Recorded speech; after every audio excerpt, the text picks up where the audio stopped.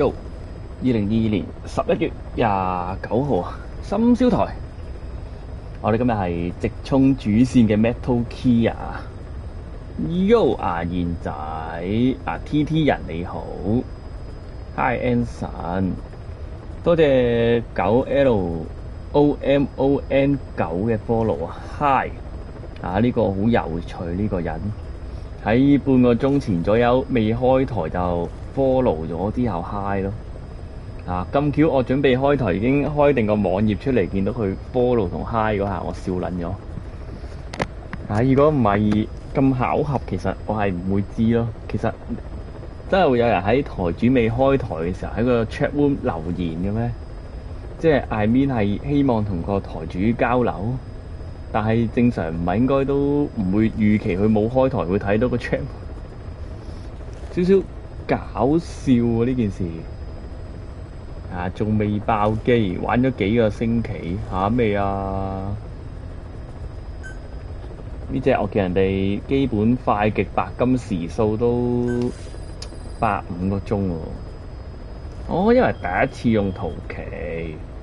巧合，我真係咁巧先見到你個 hi 先覆到你。我見你個 account 好新，唔知幾十分鐘前。以為 live 緊，唔係啊，係真係咁巧見到你個留言咋。你係脫脫，屌，原來係脫脫 ，OK， 收到你。你嗰邊係幾點啊？睇下先，-2-6，你嗰邊黃昏6點啫喎。今日有咩做啊？脫脫。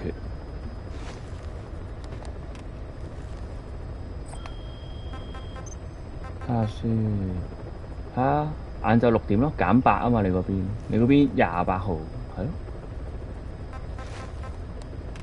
我喺開台前已經入嚟自己執晒啲任務先。但我真係覺得要直衝咗個主線先，支線嗰啲我收台自己慢慢打。大家有冇咩異議咁？聽緊星期3半，到時會係繼續同人夾租定係點樣啊？呢度都唔少英國手足，你可以有興嘅認識。睇下先。我哋定係完成任務目的先。新嗰啲我度好冇動力。回應返玩咗幾個星期。我打完一次求生戰之後，屌佢老味，完全冇心機打主線啦。喂，你好啊 Alpha 仔，夾租。但係完全冇諗過會話真係揀啱就可能買一個長 stay 喺嗰度，定都係始終心底裏都係會留返條路，第日返嚟。即係冇置業打算。我要打呢個寄生蟲任喎，清咗呢個先。反正打支線你都係笑鳩我嘅啫。我收台自己打支線。我哋睇下快衝主線先。呢個出發咗就冇得咩㗎喎。瞓唔着咪睇台咯。夜媽媽有咩好瞓？黐撚線。未日出都唔好瞓，照去啦。懷疑呢個係唔使帶槍嘅呢個任務。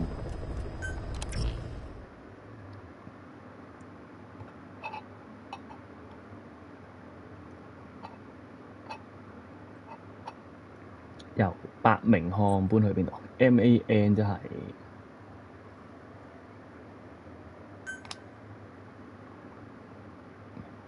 MAN 唔識。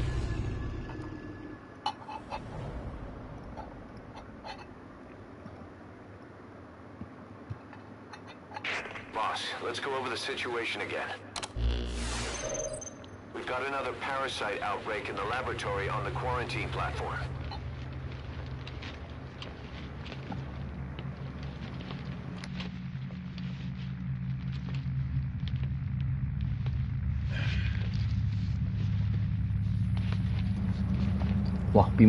What is this? No idea.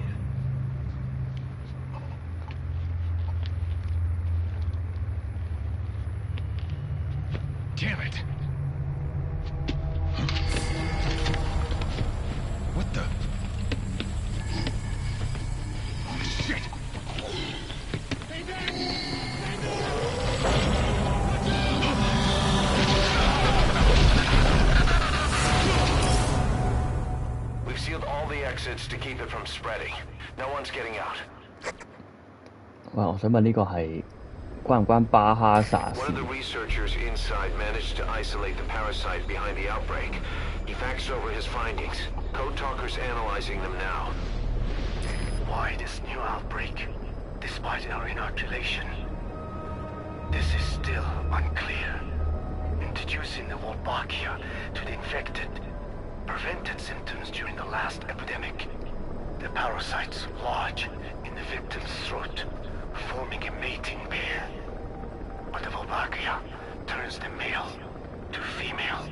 Two females can neither copulate nor lay eggs. That's why the rescue team went in with more Wolbachia. But the outbreak still isn't under control. They should not be capable of laying eggs. Yet, we have a new outbreak. And the Wolbachia have no effect. I pray this is not some new strain. If it is, then someone may have brought it here. If there's a spy running around. For now, we must focus on discerning the outbreak mechanism. The cases show another alarming new development. It is now even more difficult to tell who is infected. The eggs propagate out of sight. No external symptoms. One who appears healthy may be dying on the inside. What the hell happened in there? Boss, I still can't raise the rescue team I sent in. We know how to proceed if we just knew how to ID the symptoms. Finding that out is part of your job in there. OK 嚇，但係呢啲仲喺度行嚟行去啊喂！ Quarantine tent.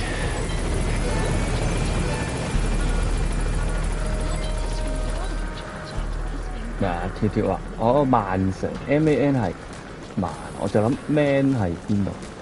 啊，原來玩你最愛嘅 zombie，唔係啊，呢就係 Metal Gear 係小島秀夫嘅一隻潛行作品嚟嘅。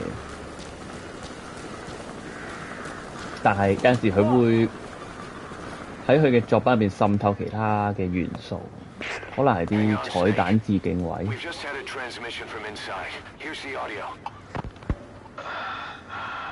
It all makes sense now. I win. Where's it coming from? Unknown. It cut off before we could get a fix. It all makes sense. Think he means the parasite? No way to know. But right now, that's all we've got. Hopefully he can tell us something.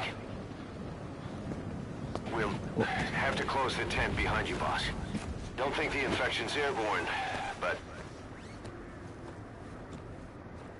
喂，你好啊 QT。啊！我就嚟要選拔一啲新嘅劍出嚟。 Find the source of that transmission, boss. Find our man. You never know. 啊！依家開台啲劍成日都唔咩重玩有咩啊？有冇翻譯員喺度？白金之類係啊，白金啊！同埋我玩完第一章以為爆咗機咯，殺咗俘虜人嗰度，點知佢哋同我講原來只係第一章咯。因為我收到風呢隻 game 其實係個尾埋得好倉促，叫做喺小島秀夫在職期間勉強埋咗個尾咯，但係唔係好完整。喂，早啊，力奇。 Something sweet. I can smell it even through the mask. The rescue team reported that too. Said it smelled like ripe fruit. We cannot allow the infection to spread. If anyone shows symptoms, you must put them out of their misery. That includes me. 吓？無啦啦配槍俾我。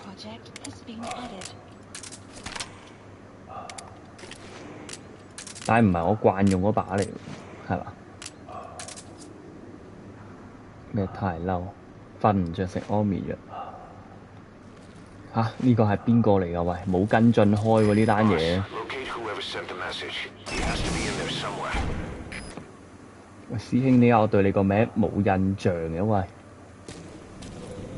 睇多陣我台就瞓。你咩事㗎？呢個 case 唔係我跟開。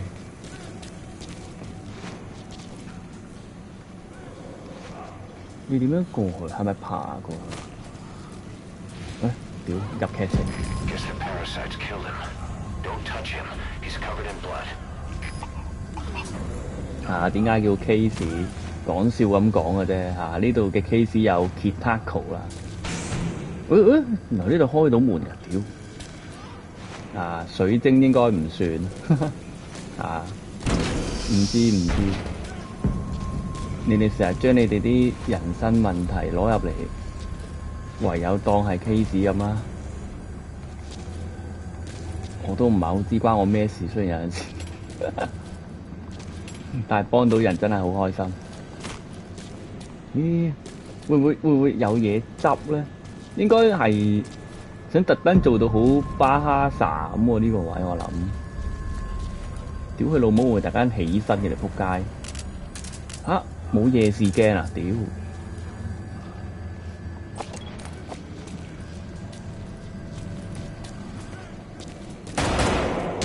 屌！唔會人員死亡，我屌！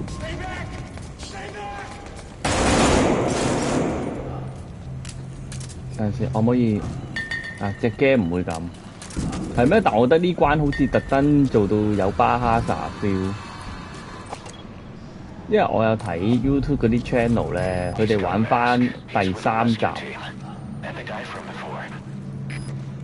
我係咪應該 keep 住把麻醉槍？唔知第3定第2集咧，佢有蛙波猴嘅合作嘅喎，即係其實我覺得小島秀夫都係一個比較鳩嘅人嚟。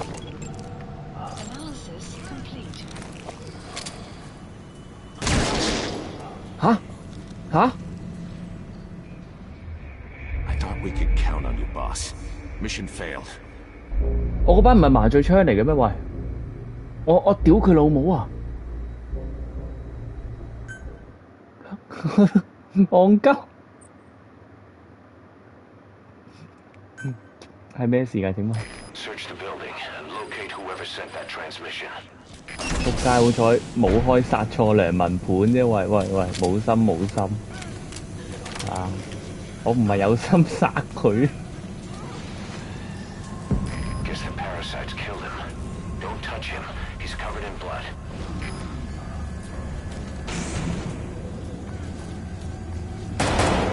係咪無可避免嘅？度點都要死一個。其實我呢度原本可唔可以爬過去咧？如果唔行呢個路線，係咪唔得啊？即係點都要死喎！呢個人係。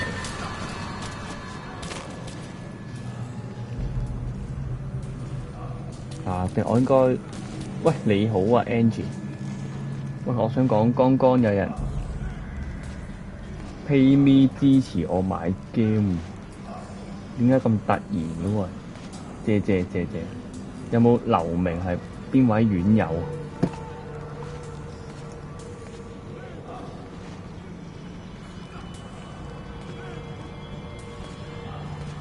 佢好似冇留名牙燕仔嚟㗎，喂謝你啊！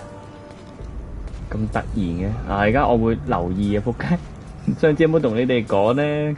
我有一期咪冇車用，暫時出唔到去 Big Test 揾錢嘅我嗰時真係純粹鳩噏一句話咩？大家會唔會睇咗成個禮拜台補助一下失業嘅我然之後我老友係真係即時 pay me 咗，但係嗰陣時我冇點睇電話睇住我專心開台㗎啦。仆街！我收台啲發現，屌你點解有個 pay me 過咗數嘅喂？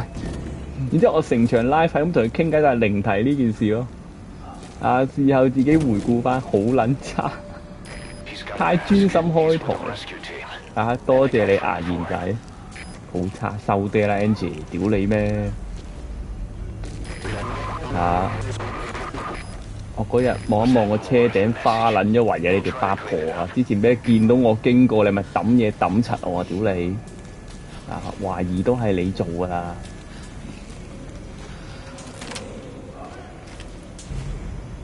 呢個係劇情嘅人嚟應該。有冇嘢幫到你啊？嚇冇對白㗎？嚇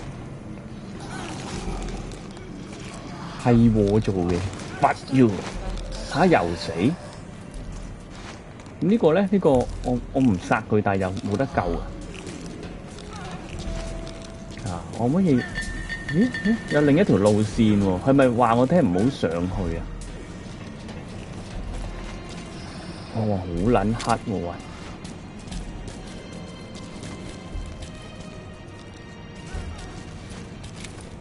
咁係要揾呢啲開到嘅門。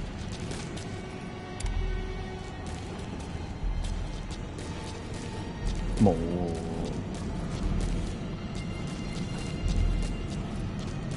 The area beyond there is still under construction. 呢個唔關事㗎，真係唔係真事啊！但係應該冇咁細緻啊，嗬！打落去啲火警鐘嗰度應該冇用。咦？唔係喎，開到呢度。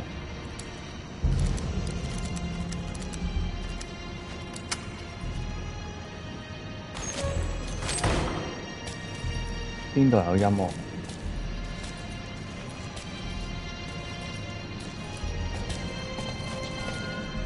喺右邊聽到。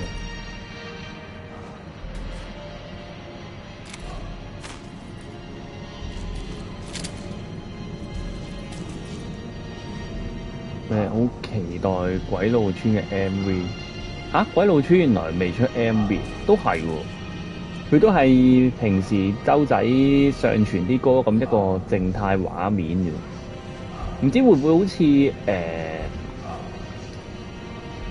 創傷論嗰個 MV 嘅風格？創傷論個 MV 我覺得有啲似今生不回家，定係我們都不是無辜的嗰啲。喂，你好啊，西啡。蜜桃雞雞 Metal Gear 嗰啲廢攝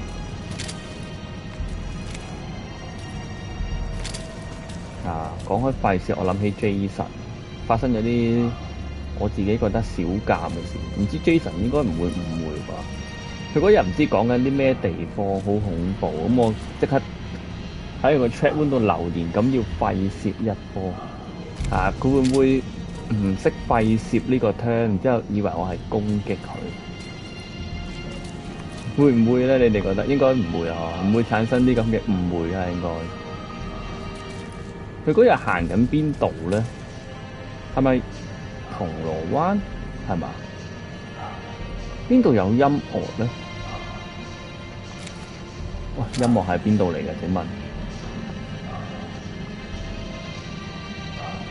係呢個方物咩廢攝？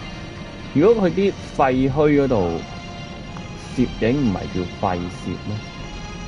我見人哋嗰啲 hashtag 係咁嘅喎。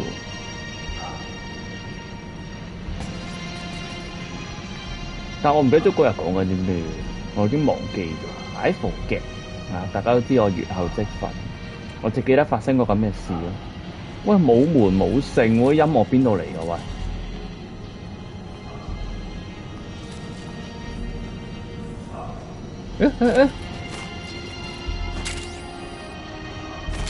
屌，點解擺錄音帶唔使錄音機係可以發到聲嘅？係應該冇嘢㗎啦，我諗呢度走得㗎咯。辛苦啊！呢個視覺，你哋明唔明？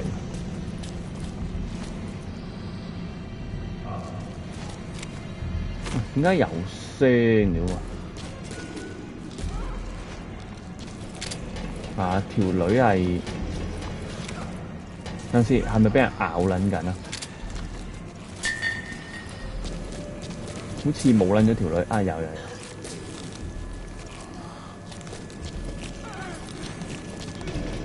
咁呢度頭先有一個要點啊？帶大咗。喺右邊聽聲場，咩西啡？廢墟攝影係現今蔚為風潮嘅一種攝影風格。攝影師喺前往各種老舊被遺棄嘅場所探險，拍下一張張消失約失個失啦，明唔明啊？卻不失美麗嘅照片。除咗費事，我見而家好多囡囡會喺城市各處度影裸照。雖然個攝影師都係囡囡，即係例如有陣時喺啲唐樓天台啊，或者真係啲海邊嘅石頭上高，唔知你哋有冇見過呢一類咧？我唔知呢啲個有冇個名係叫咩呢種啊？嗰啲影得幾靚嘅。咩事咩事？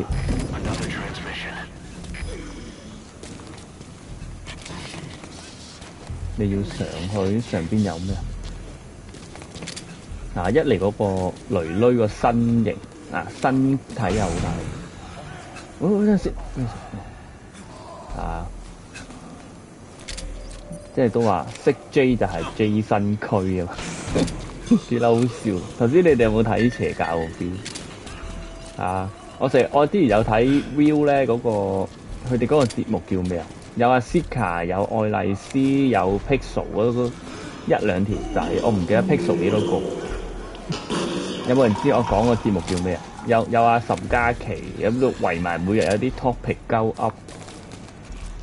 係啊，愛麗絲我一路覺得幾正式㗎呢個女仔，很正式。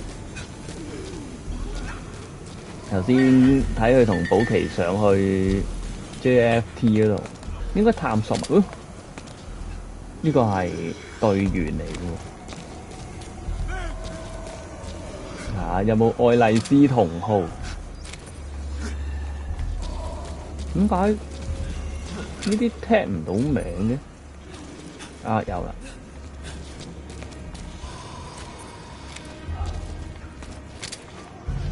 呢個咧？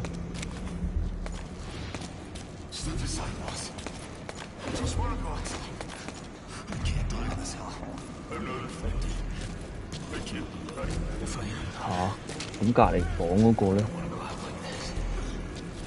佢寫咩啊？有冇人識？又死，必死喎！呢度劇情殺嚟喎，係嘛？馬友同學會，我諗唔起嗰個節目叫咩咧？因為我唔係好成日睇嘅啫，其實我就知有個節目係岑嘉琪、Sika、愛麗絲加 Pixel 仔仔，有好大塊白板就寫咗啲規矩喺度，就成日要影即影即有嗰個節目。呢個係。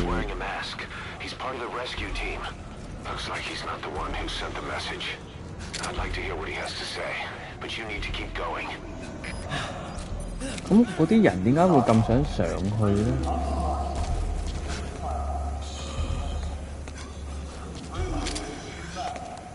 呢個好堅持話自己必須要上去。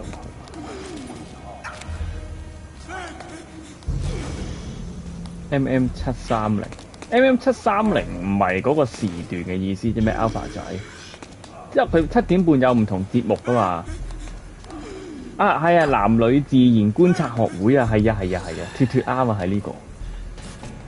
有陣時見佢哋嗰個節目，覺得愛麗絲呢個女仔，呢個似係敵人喎，撲街！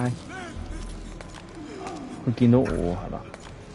又正常翻，幾正式。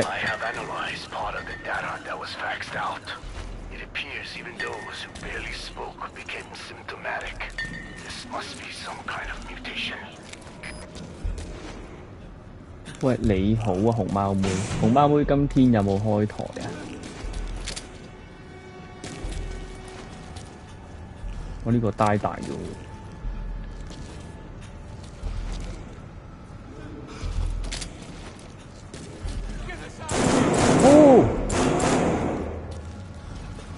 但係嗰間房鎖住，冇名嘅喂，有啦，係咪呢一間？唔係喎，邊度開槍啊？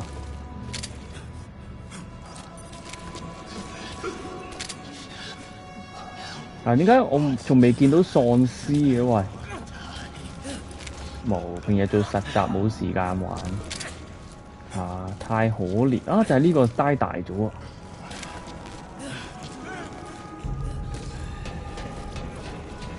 我今日又發現咗一個好可愛嘅女台主。聽佢開台講嘅嘢，佢應該最近係遇到啲不愉快嘅呢個開台嘅過程上，佢就停咗冇開一排。咁啱今日佢開翻台又講翻嗰個心路歷程，又應承翻佢個台啲觀眾暫時應該唔會再諗呢啲嘢會努力開台。但我唔記得佢叫咩名我哋知都幾正式嗰個女台主，咪發覺到 Win Win 都幾得意脱脱你中意 Win Win 咩？我完全唔記得呢條女嘅存在。呢個女仔我覺得麻麻地喎，咩牙賢仔咩要尋尊重教咗大家好多次，你要 confirm 對方係一個性工作者而你就對佢嗰個情感不能自控先叫尋人哋純粹係個台主嚟嘅咋，尋乜撚啫？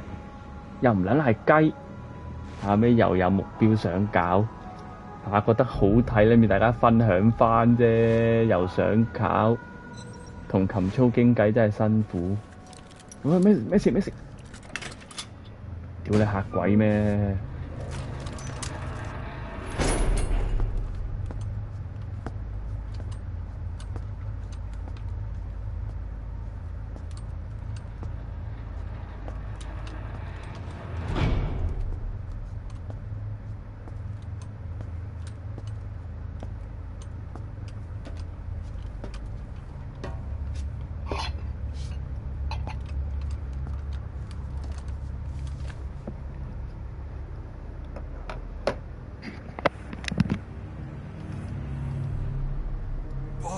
呢個係邊個 What the hell happened?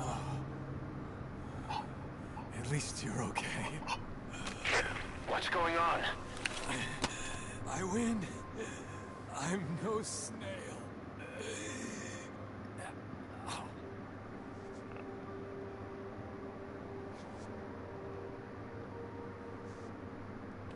Damn it.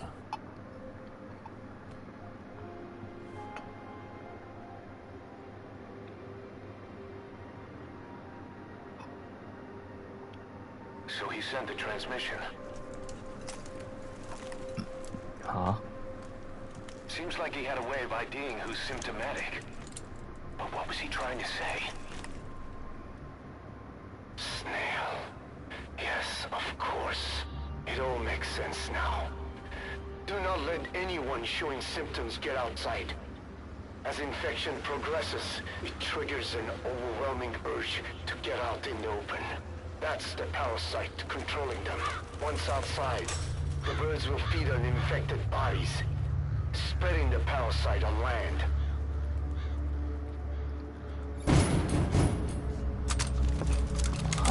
OK， 我知要做咩啦，咁樣。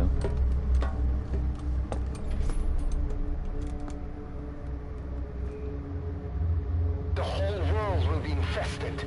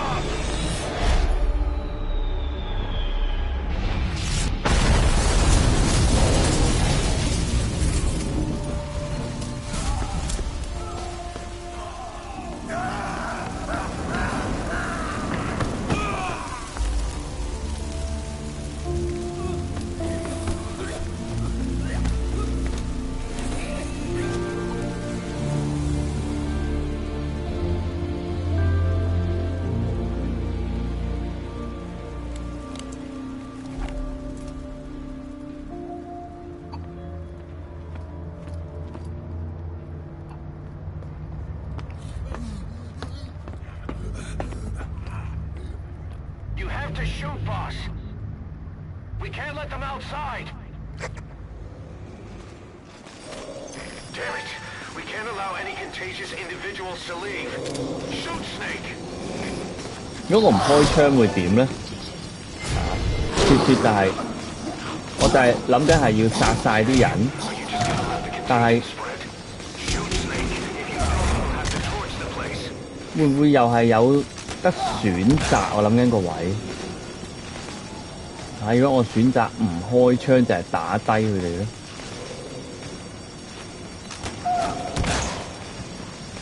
得唔得啊？就係呢度係強制要我冧油，因為有啲位有得揀嘅。之前又係有個人，佢個劇情上係咁叫我殺佢，但係其實你唔殺佢就會加入咯。我就好奇呢度係咪都係咁操作？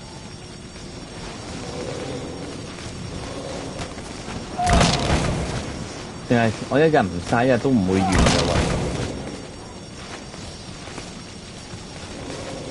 喎。呢度又唔出得去啦，明顯真係好似沒完沒了。喂，你好啊，健太仔骨都斷，係咪其實一槍巴咗佢好似更好咧？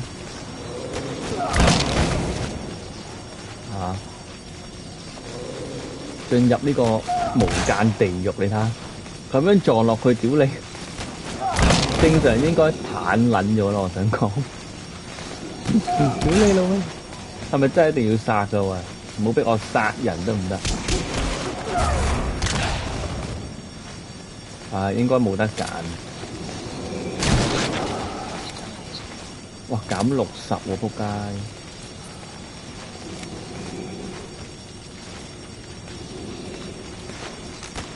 有冇得射腳？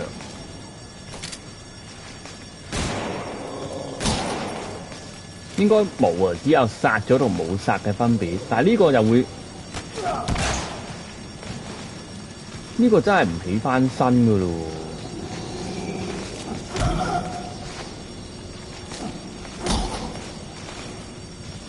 如果我殺埋呢一個咧，呢個唔理佢咧。呢個係忽咗，所以起唔翻身嘅。冇應該點都要殺，我諗。嗱，我踩佢一腳，佢先得起翻身。冇啊，應該點都要殺。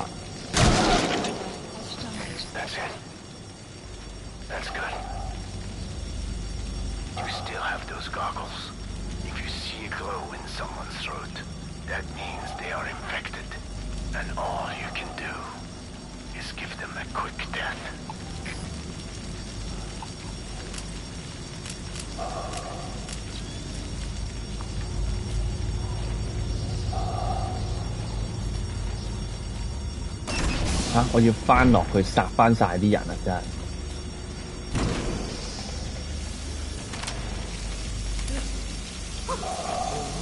冇佢喉嚨發緊光。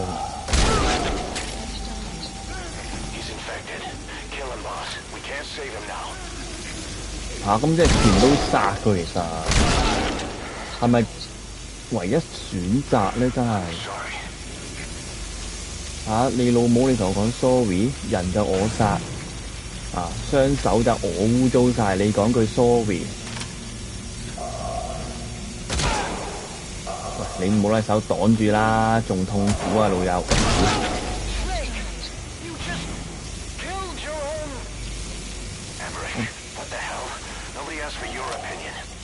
艾密係咪就係嗰個？係咪嗰個濕鳩科學家艾密？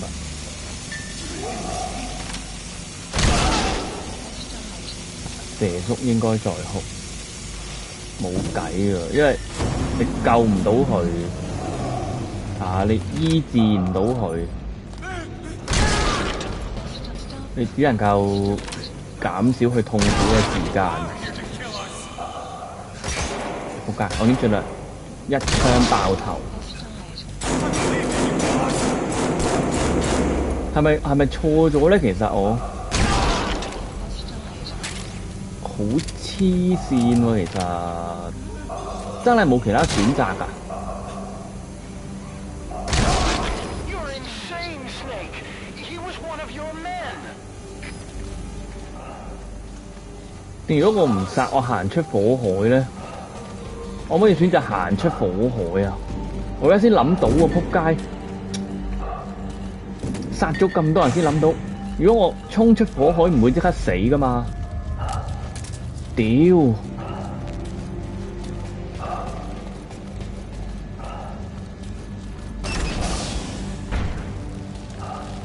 係喎，咪鎖撚咗門。Don't go outside. It's too dangerous. 啊唔得噶喎，屌！佢 Vivi 先，等我一陣。Snake, talk to me! Snake!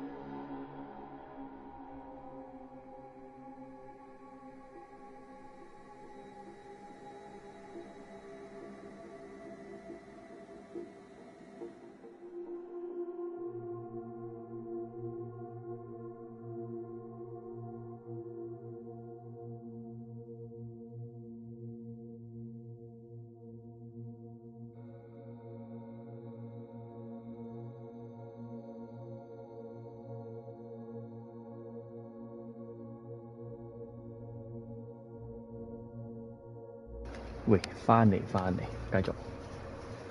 係會即刻死。喂 ，KFP 呢個位，你知唔知有冇其他選擇？可唔可以唔使冧撚晒手足啊？喂，我唔想殺人啦！睇開都知我哋係玩不殺 We need 嘅 to find 喎。 out who among the staff in there is infected. To do that, use those goggles. If someone's clean, bring them out. 冇打過，揾下就唔好啦，唔好。特登唔睇攻略住啊！唔使特登揾。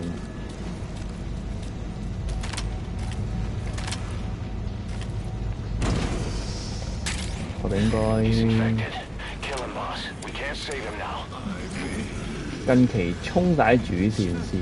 我收台自己快拆支線。我係諗緊要唔要開台同你哋一齊 I'm sorry. 完成埋啲任務目的同埋拆埋啲 S ranking。Don't tell me. Don't kill me! 好似用呢一把槍仲舒服。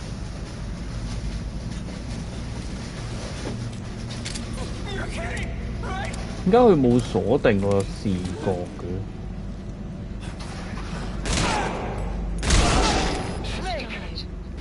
好彩我之前儲落好多英雄度啫。Emmerich, what the hell? Nobody asked for your opinion.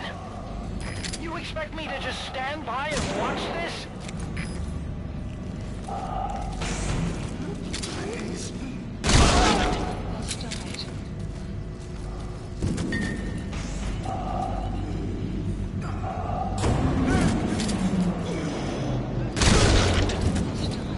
係冇一個未被感染喎，你睇下。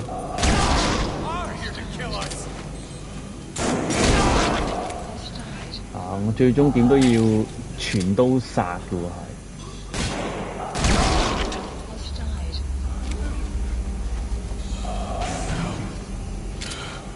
係。Hell High 咩唔得意啊？ Insane, Snake. He was one of your men.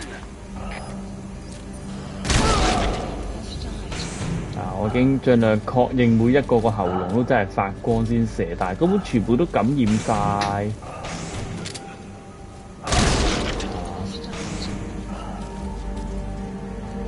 係咪即係唯一選擇咧？啊，用最短嘅痛苦嚟了結佢哋，好似真係冇辦法喎。我想講，喺邊度喎？啲呼吸聲好近。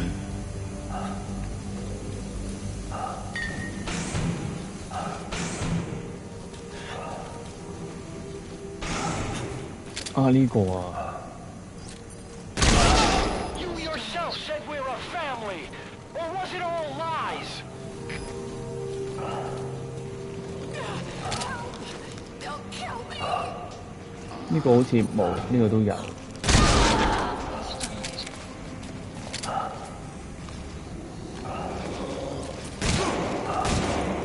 係仆街！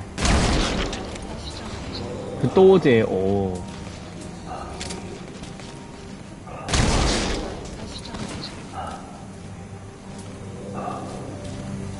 即係其實佢都係咪呢個係自知冇得救，唯一結局就係帶大。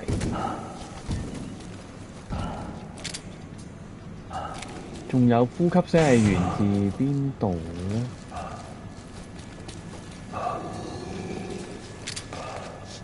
Please, kill me, boss. Shooting your own men. That's not the big boss I knew. 仲有呼吸聲。 Me? They're going outside. No, we're dead anyway.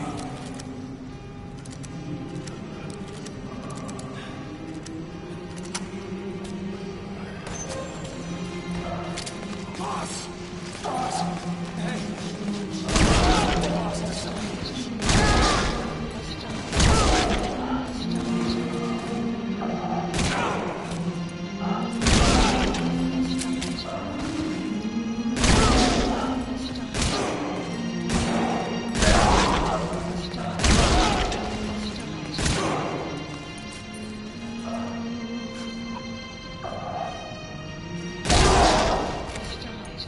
OK， 唯一出路真係。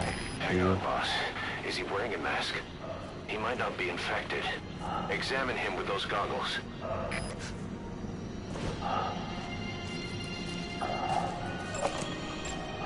Analysis complete. OK， 唯一幸存者。 Carry the rescue team member to the exit. He's the only one not infected. 呢個咧？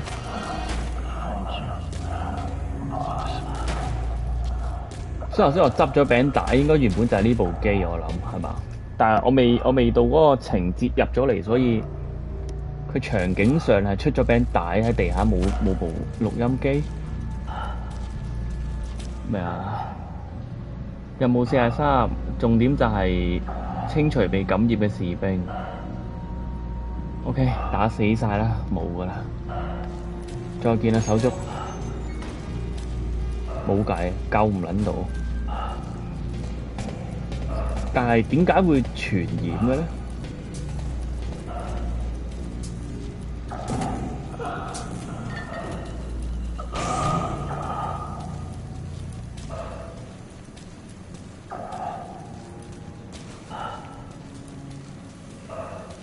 我哋本應該處理晒嘅。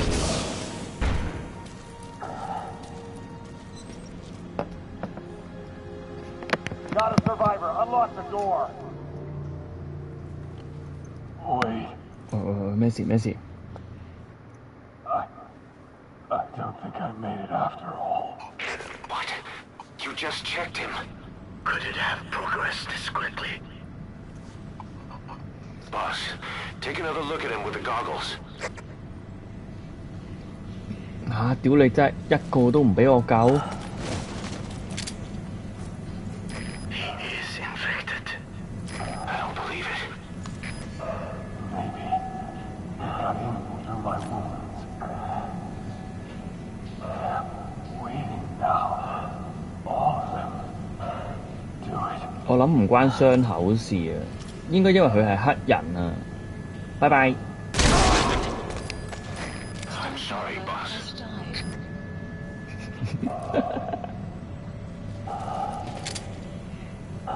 喂喂，點解仲有呼吸聲？我唔會係殺漏咗人啊嘛？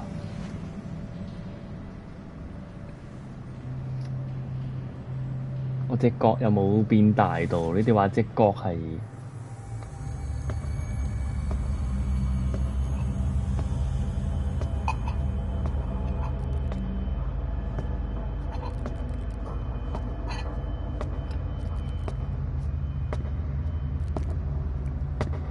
我自己唔使呼吸，關咩呼吸事？大家唔明。佢話因為佢有個傷口，所以感染咗啊嘛。但係我諗應該，哇！仆街！突然間變到咁撚大嘅喂！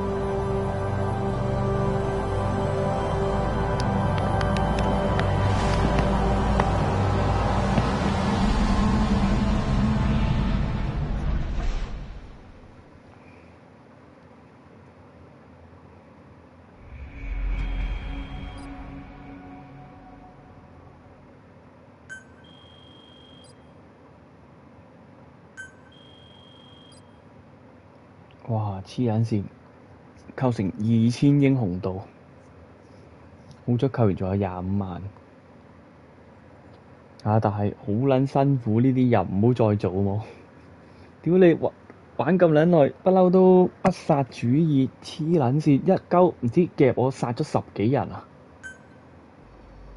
好辛苦。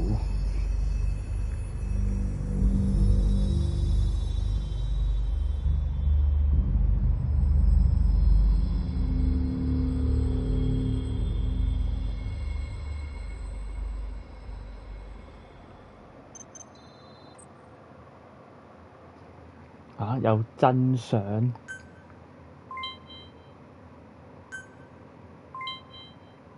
化圈撲街，呆大晒。哦，我明啦，點解我哋玩完第一章之後，咪有預告第二章？係咯，其實好奇怪。你正常唔會咁樣預告第二章嗰啲劇情，燒好多屍體，話唔會俾佢哋白死嗰段呢？咩牙賢仔爆秒問號？應該未啊。一下你就第一章完，成隻 game 就完準備出下一集，嗰啲就係預告咁樣就有可能。你接住又入嗰個下一個章節，咁你做乜前邊要用預告爆咁多情節出嚟呢？就係呢一段啦。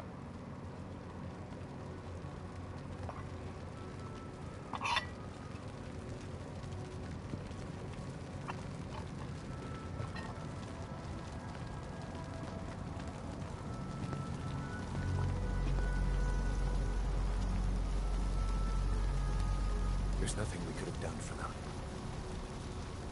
We're all grateful, boss.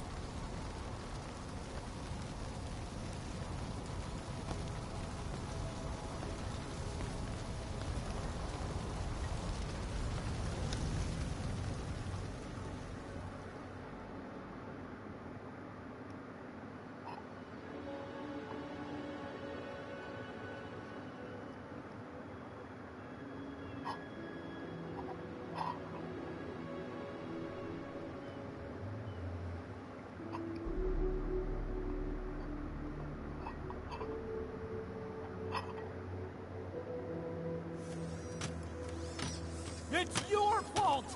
They're dead because of you! What? He's right. I killed them with my own hands. They were on your side! I'm on your side! And you turned them all to ashes!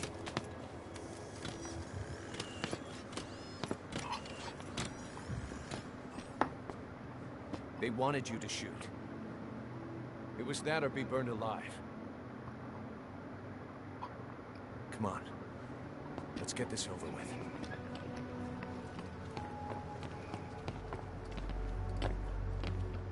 Wait.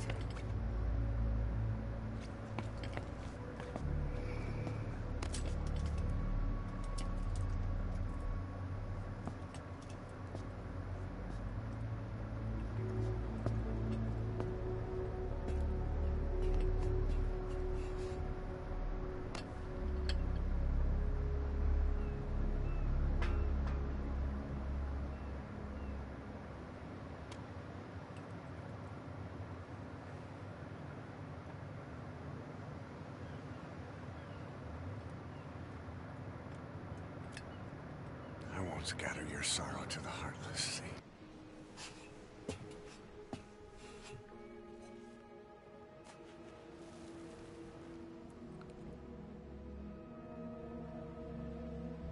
I will always be with you.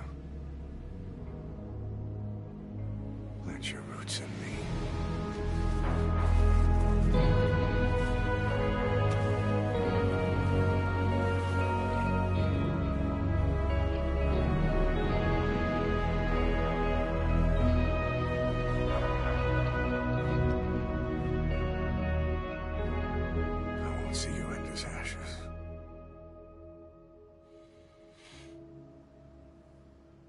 You're all diamonds.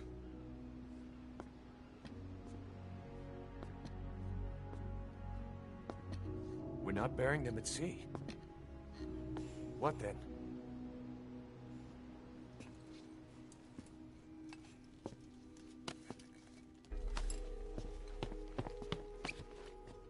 We'll make diamonds from their ashes. Take them into battle with us.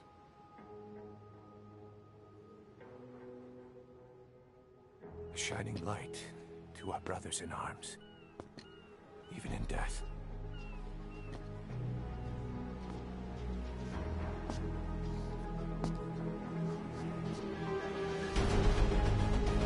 We are diamond dogs.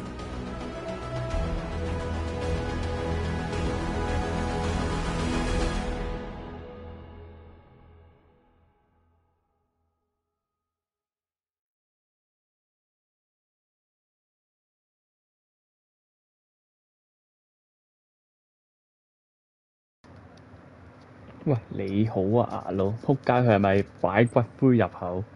嗰個情節比較沉重，我唔搞笑頭先，但係講真，好撚似試下批貨純粹，仆撚咗。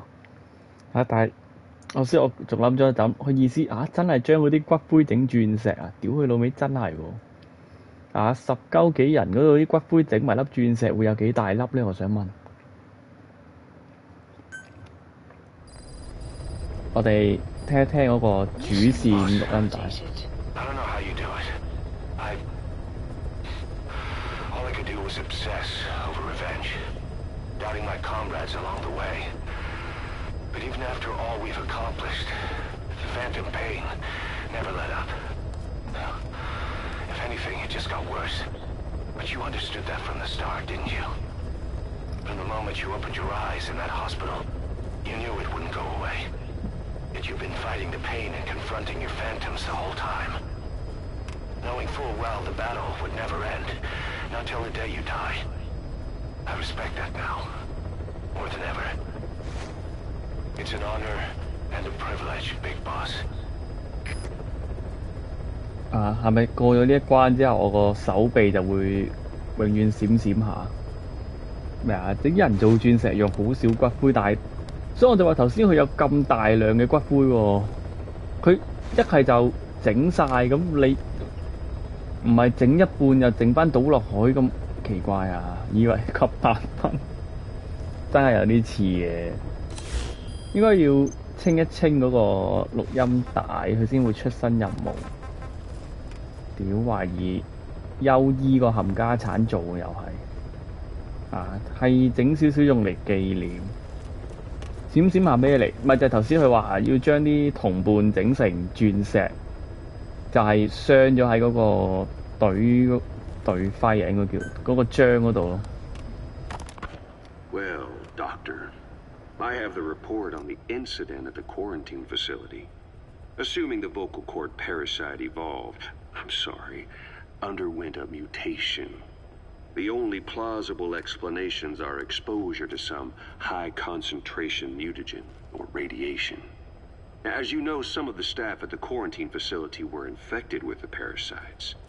The Wolbachia prevented them from copulating, but the parasites themselves can't be removed from their host's vocal cords. Once you're infected with Skullface's parting gift, you're stuck with it. The researchers regularly used X-ray equipment to monitor the parasites in their throats. No problem there, they kept a close eye on the radiation doses. But that equipment didn't just give off X-rays. It was also emitting beta rays. Even though that's unnecessary for the scans. See, beta rays have far worse effects on DNA than X-rays. Meaning the only logical conclusion is that someone added in a beta ray emitter to trigger a mutation. Those beta rays leaked out from inside the equipment. Because the emitter was retrofitted, the shielding was inadequate. And the person who ordered and inspected the equipment was you, Doctor. That makes you the only person with the opportunity to install that emitter. So now you're saying I sabotaged medical equipment for some wild plan to make the vocal cord parasite kill everyone? Or maybe you thought it'd reveal a way to treat the parasite without using the Wolbachia. And with that much to barter, I suppose some people would welcome even a pathetic cur like you. Just stop it! You'd have no shortage of buyers, but most would be happy with just the parasite. You wouldn't need to offer anything else. However, if that buyer already knew about the parasite, they'd also know that by itself, it's no longer the ultimate bargaining chip it once was. To sell to that buyer, you need to throw in a bonus. A way to one-up it. There's only one buyer who'd be after that. Emmerich, we record all communications on Mother Base. That includes radio transmissions to and from homemade devices. You've been in frequent contact with people in America. A private biotech company. A client of which is DARPA. And they are connected to Cypher. You made a deal with Cypher. You offered them a new parasite in exchange for your safety. This is the only place in the world where the vocal cord parasite still exists. And you used it as a testing ground. Tried to resurrect their bioweapon. But your plan to obtain the parasite has failed. Your bullshit ends now. And don't think you're leaving here alive. OK， 我終於知點解之前出現咗流放嗰條冚家產博士嘅劇情。喂，你好啊，示範好人咩啊？香港有寵物善終服務，都有呢樣嘢，咩整粒鑽石，人都好似有。我不嬲都知人係有㗎，有陣時見到啲廣告，其實我死咗都想變做鑽石啊！整人好似成皮嘢，有冇得唔做鑽石？可能成為藍寶石或者綠寶石，有冇得㗎？定人死咗只能夠做鑽石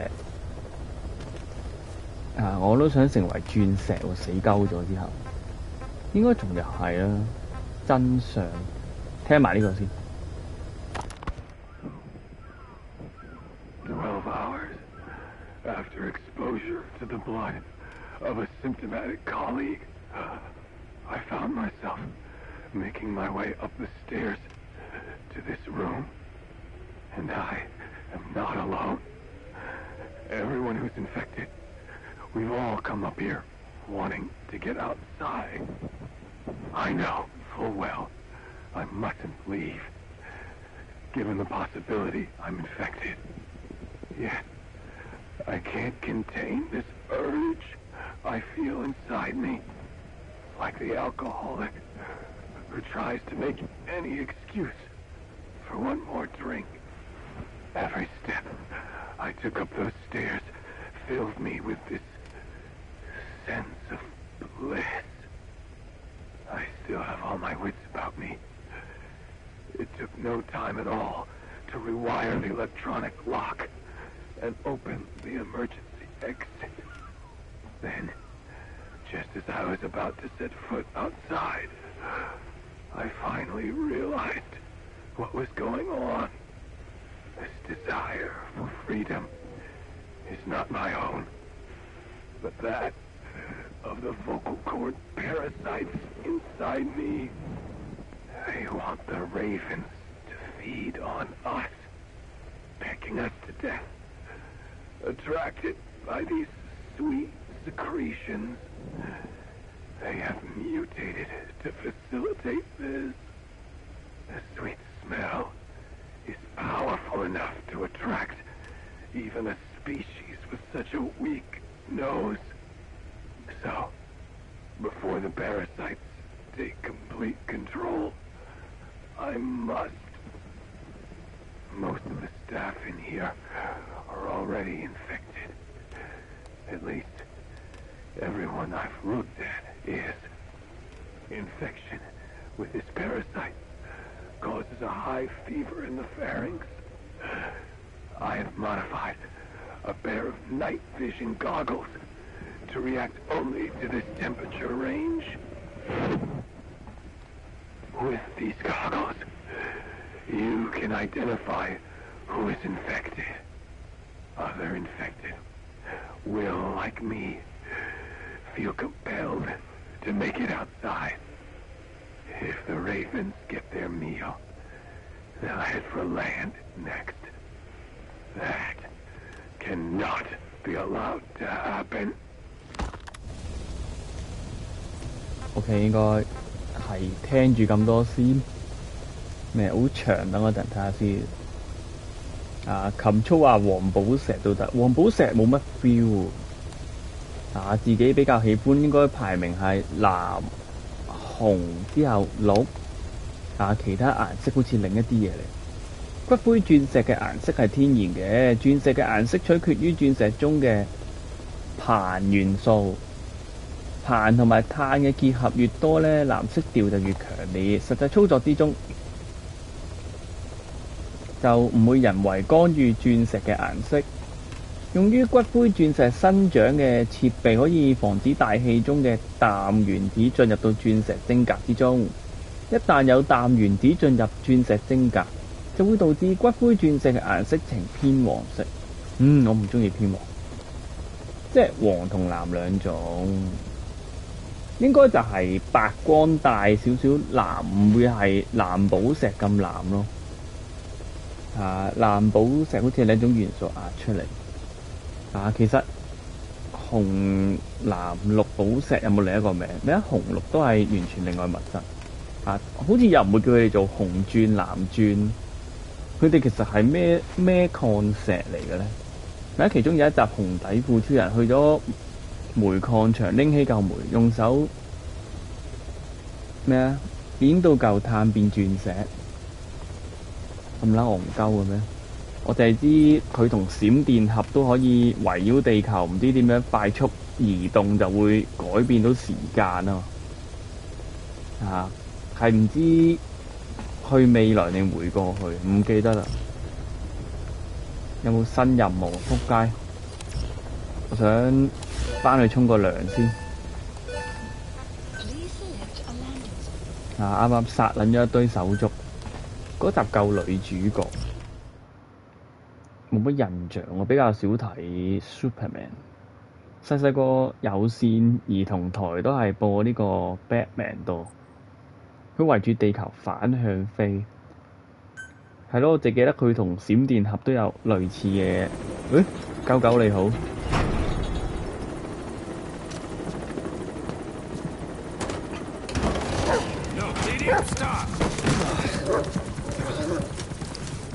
Steak.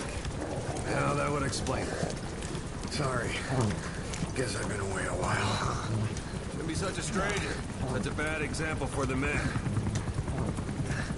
And he gets pretty lonely too. 可以整到嘅色，嗰隻藍我覺得偏淡咯。如果呢度6隻色，我會選擇紅色。嗰隻紅色我幾中意。大家幫我記錄低。台主呆大咗要成為呢粒紅色寶石啫，但係唔要心形切割咯。喂，如果講開切割咧，我有個好奇位喎。點解咧？我見啲紅藍綠寶石有陣時會有個都常見係方形嘅切割或者圓形，甚至但係鑽石你好少見噶嘛？鑽石係真係鑽石型多噶嘛？係嘛？我印象中好似冇點見過嗰啲方形大平面切割嘅鑽石。但係紅藍綠嗰啲就會咁樣切嘅。其實我覺得長方形嗰啲平面切割靚啲。有冇人要送啲咁嘅鑽寶石俾我 ？OK， 我可以免費接收大家嘅寶石，謝謝。冇乜特別喎，好似翻咗嚟都。同埋。圓形咯，仲要唔係切好多個平面嗰種圓喎。我印象中好似佢係會拋到係鵝蛋形咩？因為鑽石係數學計算嘅嘢，有計切幾多個面啊嘛。但係紅藍綠寶石嗰啲就唔會咁樣，即係都有咁嘅切法，但係會比鑽石多一個長方形多平面嘅切割方法咯。喂，你好啊，蘇利肥。如果要用正確啲嘅方法，應該係飛到快過光，再進入4度空間翻去過去。送啲白色珍珠俾我，屌你老味一棍毆撚死你！喂，講開白色珍珠又可以講下喎。你哋有幾多人真係個口腔入邊會產生白色珍珠？有陣時我睇嗰啲連登討論 post 咧，好撚嘔心，又話嚿嘢好撚臭，又話咩用棉花棒吹之後連登大法，就話咩水牙線射出嚟，又話要學習點樣咳嗽咳嗰啲白色珍珠，定期清理。但係我從來好似我自己留意嘅個口腔入邊係冇呢啲嘢嘅，佢話嗰啲係唔知前列前列腺仆街扁桃腺嗰度嘅分泌結成嘅一啲固體嘥氣嗰啲病嚟，佢哋成日講到好似人人都扁桃腺會結成嗰嚿嘢，但係我從來都唔發現自己口腔有生咗嘢先有，係咯。但我就想睇下，其實你哋多唔多人有嗰啲白色珍珠定係其實係嗰班傻閪先有？因為我淨係會知自己噶嘛，我唔會走去留意人哋個口腔噶嘛，加上都未必咁容易睇到啦。我成日都好奇，真係咁撚多人有白色珍珠咩？喂，KFP 中過一次，即係唔係永久噶。佢哋講到有咩要定期清理又成，我以為係永久添喎，大佬。因為頭先我入冇咗啦。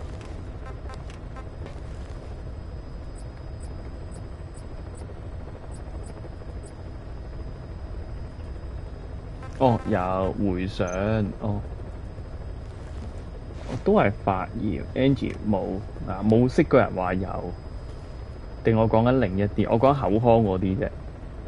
你嗰啲白色珍珠係咩？我係講緊扁桃腺，佢哋喺個喉嚨嗰度唔知點樣個口腔，佢哋會有個窿，佢哋扁桃腺會分泌啲嘢出嚟，好啦，嘔心同臭喎，睇相都覺得。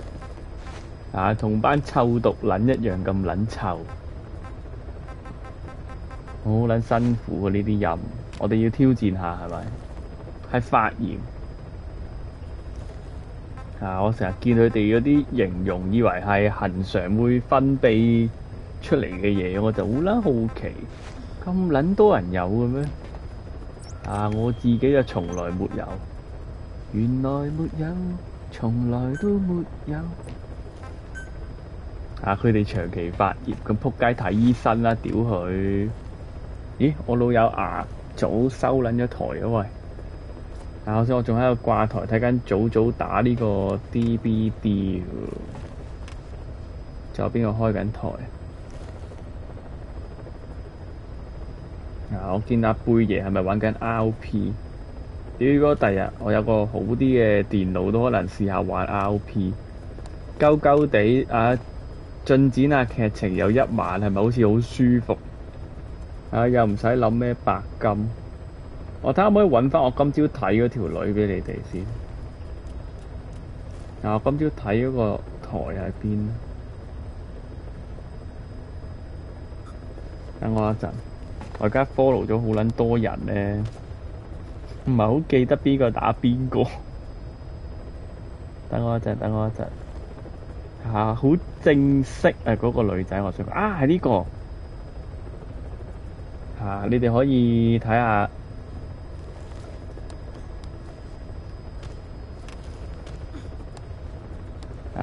我覺得這個很可以啊！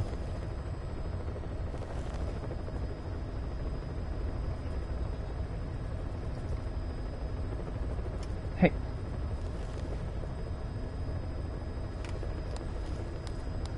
你哋本身有冇睇呢個台？我見佢開台咧，左下角擺張相喺度，極過分！點解可以這麼可愛？我突然間諗起，我有一瞬間腦海閃過咗 Celie，Celie 係咪已經大家心照？冇嚕陶奇呢個世界太多選擇。搭時光機我仲見到嘅，等陣先試把好人。係咪？不撚咗就你試下重入得唔得？頭先我喺電話都開到出嚟，係咯，我而家網頁版都開到出嚟喎。咦？點解變咗時光機嘅？但我頭先電話係撳唔到入去喎。係喎，我網頁版都一齊時光機咗，應該唔會好似白卡牛奶妹咁噶嘛？先我係電話 copy 過嚟電腦俾你哋喎，我電腦而家自己開都合撚咗。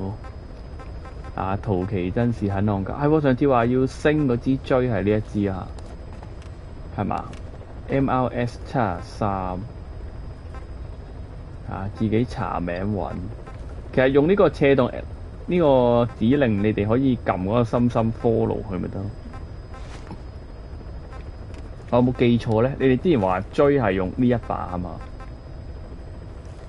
？MRS 應該係要升級呢一把，然之後突擊唔係，其實我係入嚟係想開發個火箭發射器。頭先個任務推薦我要咩？但係你科嘅人10隻手指數得晒。OK， 好榮幸 KFP 科咗我，謝謝。嘻嘻。話説咧，我諗緊講唔講得你摁咗我屌你，我屌你，摁咗先10隻手指。麻麻地，佢對眼分得好開，係咩？我睇多次先。可能我呢個月冇打丁咧，所以嗰個視力係。喂，你好啊 ，Johnson Baby。估開咩？我望多次先。其實我冇認真望條女個樣，我淨係見下佢嗰個畫面左下張相係咁喐喐下，幾撚過癮。佢應該唔算開，只不過佢嗰個角度塊面扭側咗少少，令你睇嚟覺得更加闊啫，係嘛？唔係喎，好似同嗰個仆街啱啱推薦完俾你哋，我下一秒一齊笑鳩佢，好似好撚閪喎！我頭先有一秒咧，腦海出現咗迪士尼新嗰個美人魚，仆街但我都仲覺得好 Q Q 喎。又有腳有腳就已經贏一半啦。我又唔係匈奴，睇開都知，我唔係好追求胸部。有腳就更為重要。佢左下角嗰張相，你睇個 live 會喐咧，淨係望張相都睇撚咗佢個台半個鐘喎。係 Q 唔代表唔可以笑，都係。仲有2日頂埋。KFP 有冇睇 DC 入邊？已經揀定片禮拜1係咪禮拜4用？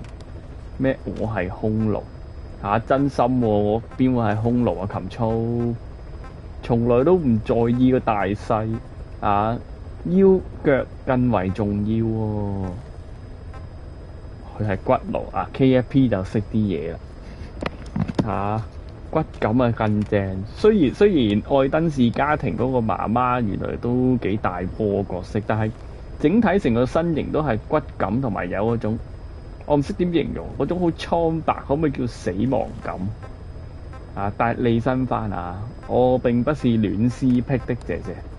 喂，有冇人記得上次有冇話過火箭發射器要用邊一支最好QB 定係點我唔想再浪費資源開啲唔啱嘅路線因為你見我得返47萬啫喂，邊一支係可以推到最尾係最好呢？會唔會都係呢個劇情見過呢一把呢？又有追蹤性能，好似好勁喎！之前打大 boss 你就好似話呢一個嘛，多彈頭。但係平時應該係咪呢一支最勁呢？4/3面，正常點影相都會好睇。係嘅，我唔識影相。是但啦。我都係推薦下啫，屌！最緊要我自己覺得好 J。呢個唔覺得好 J 係唔重要，都係分享翻嘅啫。哇！如果整唔到，用住而家嗰啲先照打得唔得呢？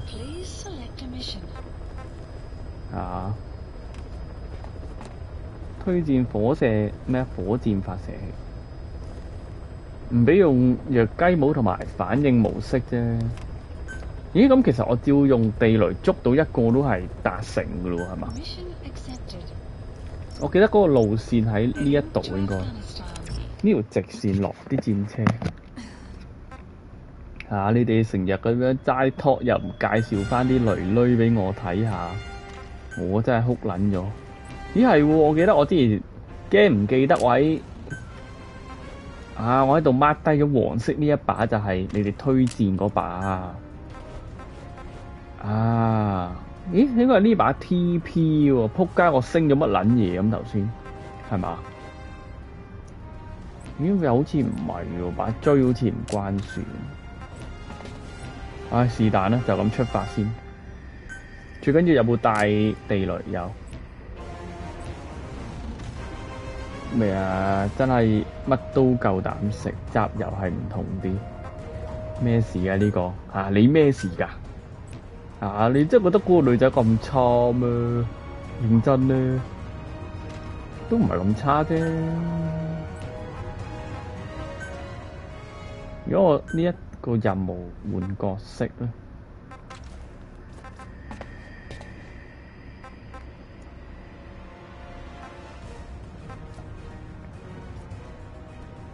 ，OK， 求其呢個啦。係咪好似可以着呢啲甲㗎佢哋？但係呢啲係冇頭套。佢哋有得揀頭套，因為咧有個獎杯好似係要求用蛇叔以外嘅角色。呢個咧，呢個硬身啲，輕合金，防禦追擊，好樣衰我想講。OK， 我要呢個。本身個角色都醜樣，咦？咁我冇嗰隻手是但啦。我都係執到一架戰車就任務完成㗎啦，呢個我記得係嘛？有冇記錯啊？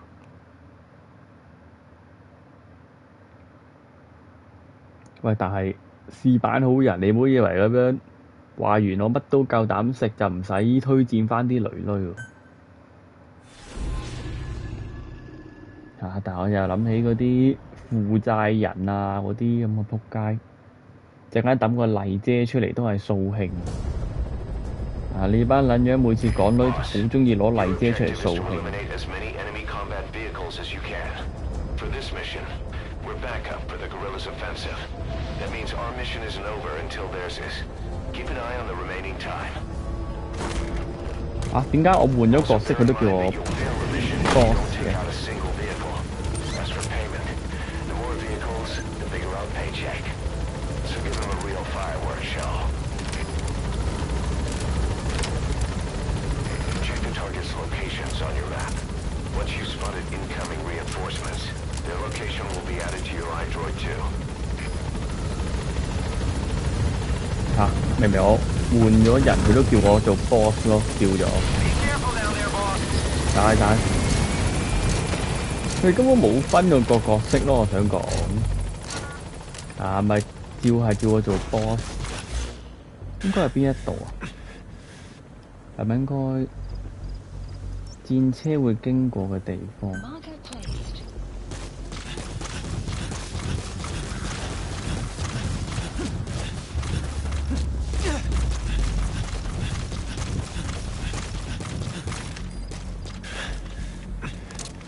好似聽到聲咯，我想講， You have arrived at your destination. 係嘛？下一部戰車幾時經過？請問，好遠喎喂！冇乜邊個特別靚，唔一定靚嘅喎，有趣都得嘅喎。例如金尾，你哋有冇睇金尾？ Boss, I have a report from the intel team. The targets are now on the move. I've sent their predicted route to your iDroid. Check your map. 我哋唔係淨係講樣咁膚淺講嘢唔重。金尾佢好笑喎，成日覺得佢講嘢。咦？我擺咗個嗌度喺度，仆街人變咗個地雷嘅屌你！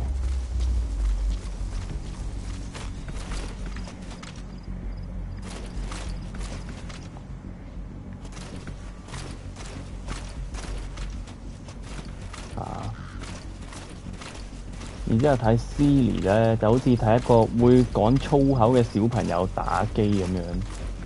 我今日睇 IG Silly 好似預告嚟緊開呢個 Overwatch 2傻閪啲掛寶人哋掛撚晒佢先開，定係新嘅嗰個？但其實我麻麻地 Overwatch 2，之前睇牙撈打咧，見佢同狗子打嘅時候，我都唔係好明隻 game。嗰個血量咧，佢扣減個 feel 好奇怪，即係你理唔理解？即係有時感覺，即係可能啲人個個都太撚口血，掃勁撚耐，俾人掃又係咧，條血扣極都唔撚完。喂，多謝小油麻痹症嘅威台。喂，你好啊 J 仔。距離會減傷啊嗰隻 game。其實女仔台笑住講就好好，冇笑聲嘅女仔台都係聽女仔聲本身已經好開心，加上一把會笑嘅女仔聲就更開心，keep 住補血，係咯，總之就啲人好似個個都好撚坦咁咯，屌佢嗰隻 game 都打極都唔入咁嘅個個都，基本上奶媽唔死一直打落去。所以嗰個戰鬥嘅節奏好奇怪咯，令我覺得。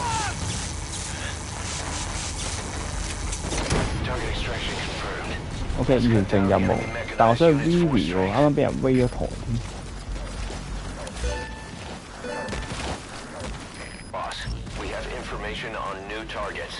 接住10分鐘就冇乜嘢做㗎咯。我就係睇咗一陣，覺得。都唔係一陣嘅，睇咗幾個台玩呢隻 game 都係覺得點解啲人打極都好似咁難死嘅？係咁，同埋好鳩衝咯。但係鳩衝得嚟又冇其他真實係少少嘅槍 game 嗰啲人死得咁撚快，真係超級係嚟㗎個個都。玩 Division 啲敵人個個硬到嗨下，呢個我都記得啊，所以好撚辛苦 Division。嗰日同個恩客傾，佢好似好撚 enjoy 隻 game， 我費事掃佢興。我都話我玩完第一集白金咗就冇玩第二集啦。嗰時打，哎呀撳錯掣。Division 個感覺係真係好辛苦，你明唔明？自己嘅輸出又好似唔係好硬咁，有啲副本仲要係打戰車或者直升機咧，打撚到戇鳩啊！嗰陣時，人哋中意打硬嘢，可能係即係同類型要打 Ray 嚟講，我會打翻 Destiny 咯。Destiny 就都硬，但係你計到數，只要齊人打啱方法，其實係夠輸出嘅。你計一計，大家嗰個能力值係到達標嘅話，就有趣啲咯。Destiny 打 Ray 係真係好多唔同嘅小遊戲，你要做啱佢嗰個遊戲嘅玩法嚟到過關。呢個係同 Division 好唔同嘅地方咯。Division 就都係慢慢推埋去，打完就算，冇咁多識水嘢。用 SMG， 邊度有人要救？SMG 同 AR 一夾就打頭，打5夾打唔死隻雀仔。同埋暗區其實佢講到咁開心咧，你知唔知我當初玩嘅時候對於暗區嘅回憶啊？就係係咪？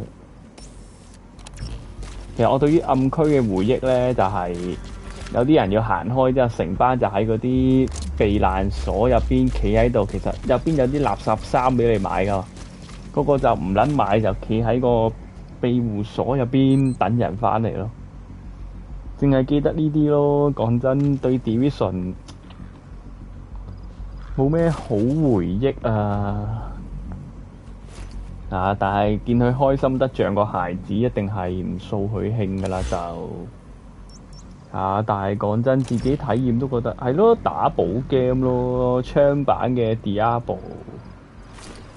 嗰陣時有啲 bug 噶嘛，不停重刷某個地區 boss 出嗰啲金裝啊嘛，唔知要拆邊一個建築物外邊啊，唔記得啦，好耐啊。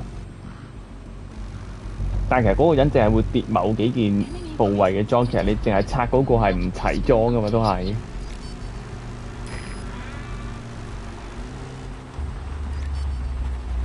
可唔可以行快少少老友？我有啲急 V 啊喂！槍彈之王。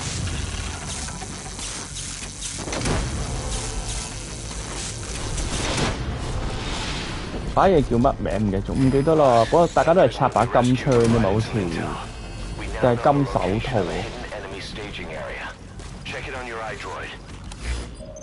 又有咩要我救啊？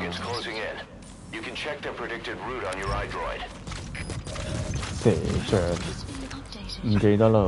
Division 好多年前啦，第一集我連 DLC 都冇玩，你諗下。而家其實，哎呀，我又醒起，知唔知今日啱啱過咗28號咧，係 PlayStation 個 Black Friday 75折續會 PlayStation Plus 嘅最後一日。我11點50幾分先記得上去睇，好似已經冇撚咗咯。我唔記得續會啊！我出年唔知4、5月就完啦，屌佢！2冇咁好玩啊！我仲諗過2會唔會改善咗、進步咗咯，但我已經唔想再試。我就寧願我自己判錯去死刑，我都唔想再花時間喺呢隻 game 度。我仲諗住2已經好咗添，屌！其實真係唔得，本身 UB 嘅 game 就容易悶咯，重複性。無論你係刺客Division 嗰啲咩荒野乜Tom 乜鬼系列咧，都係有住咁嘅情況㗎啦就。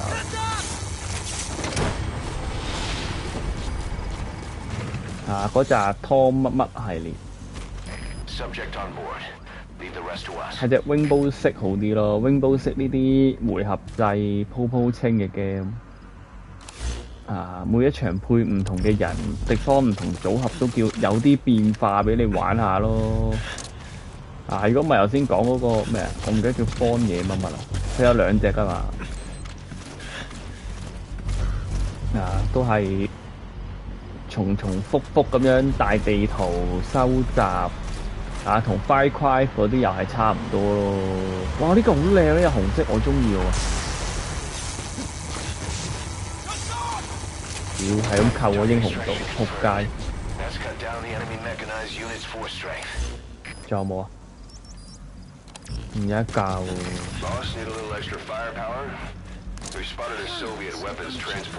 啊！試版好人去廁所先，我都想去啊！爭一步就到。啊！一定係捉埋呢一步去廁所先，我哋。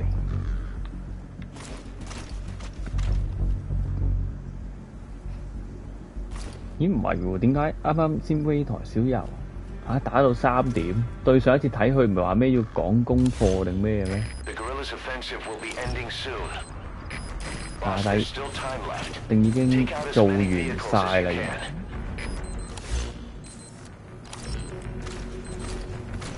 今日星期幾啊？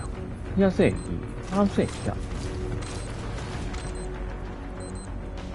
1。要用 GTX 3000先會順，係咪顯示卡嚟？啊，我唔同嘅，我喺 console 話，好似嗰日同大叔傾偈話齋，啊，你3-4千蚊買個顯示卡都唔止嘅價錢，啊 console 就係呢度咯，又唔使砌機，唔使成，插個電源線，插條 HDMI 開機就玩得啦。啊 game 嘅嘢入碟啊，或者你買數位版 download 就唔同 PC 咯，但係 PC 俾到多啲你嘅嘢，可能就係可以玩下 MOD 咁咯。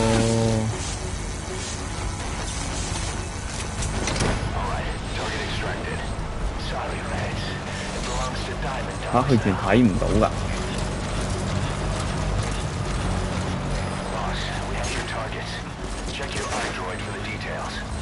嚇，佢唔停㗎。嚇，戇鳩佢真係唔停㗎。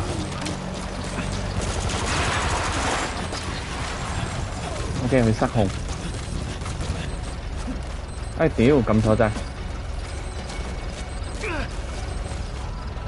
我想撳呢個。啊，仲有冇？仲有，誒？呢支係冇得回收㗎。屌！啊，原來係咁㗎。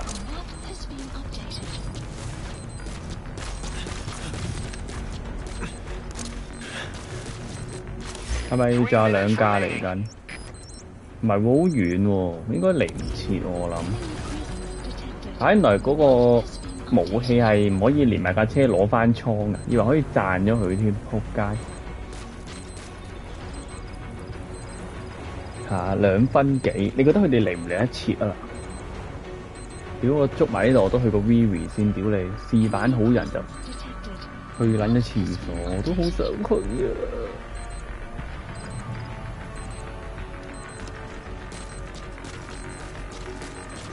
啊！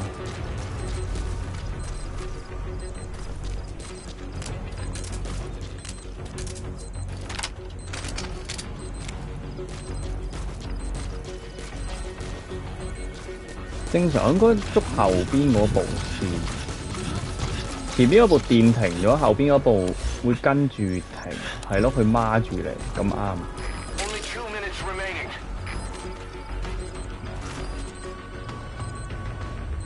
哇，嚟唔嚟得切啊喂！有啲問水嗰個時間，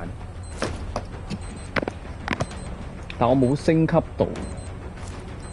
點解麗姐嗰邊睇緊波啊？喂，點解佢睇波嘅方式咁奇怪嘅喂？佢黑畫面淨係見到個比數同埋點解寫韓文嘅？我想問，佢睇緊邊一隊啊？0-0，少少搞笑喎喂，係咩事㗎嗰邊 ？OK，ready，應該要捉咗後邊嗰部先。其實我係咪唔想捉齊晒所有車咧？我想問，我咪唔覺意就發掘到呢個任務正確嘅解法，就係呢度落地係咪？好似捉齊晒所有車喎。佢睇韓國嗰邊嘅轉播。哦，我明啊，我就好奇點解韓文嘅喂？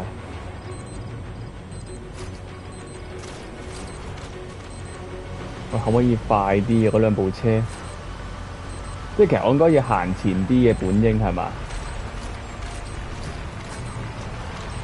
我咪本應行前少少，之後30秒應該處理得切。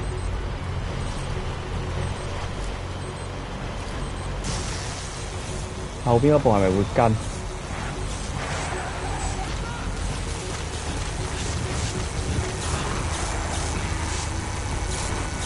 ？OK， 嗰部。OK， 仲可以執翻呢嚿嘢添。係咪捉齊晒？我唔小心。The guerrillas' offensive is still in progress, but our work here is done. Exfiltrate the mission area.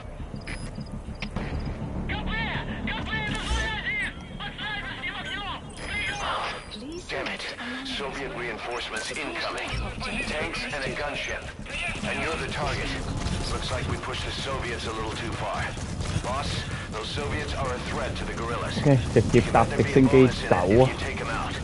That said, the mission objectives are complete, so you can leave the area if you want. Your choice, boss. 即係點啊？佢派咗多啲戰車出嚟，是但都走。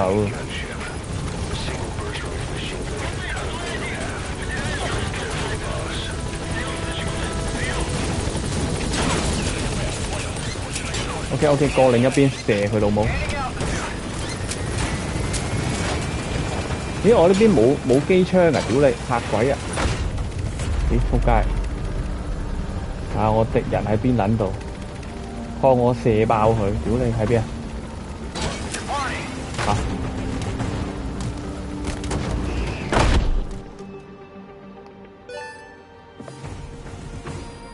Extraction arrived at Mother Base.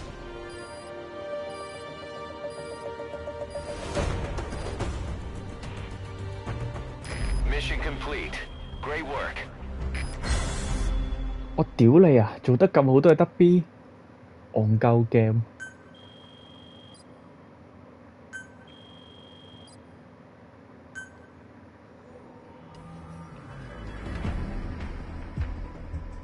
去個 Vivi 先。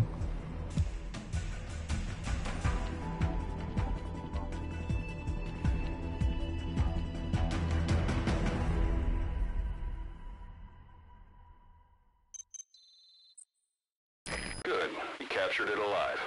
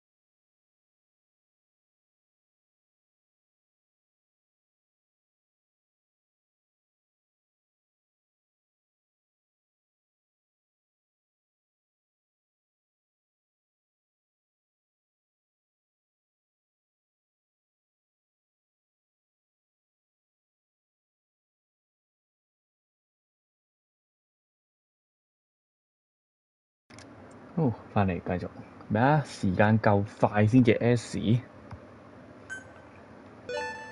我見有個獎杯要捉齊啲小動物，仆街係咪緣分遊戲嚟㗎喂？捉親啊！呢3條柒頭嘅，有 S 喎，不過唔睇啦，屌！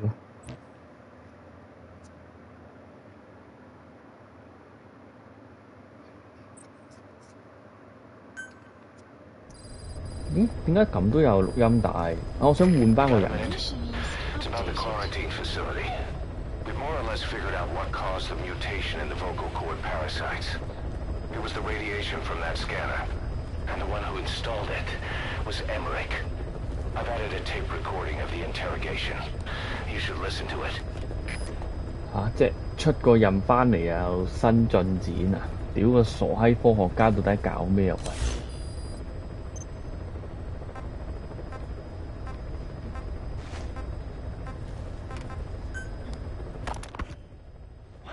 喂！ Wait, what are you talking about?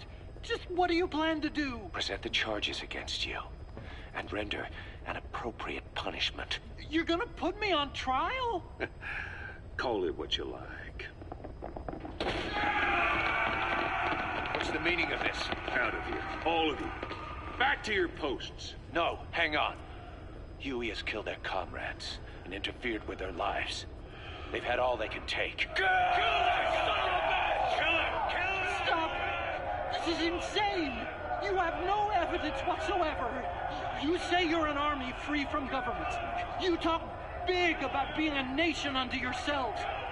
But from the outside, you're just thugs, rebels, a militia, terrorists, an unhinged threat to society. You're nothing but a bunch of psychopaths.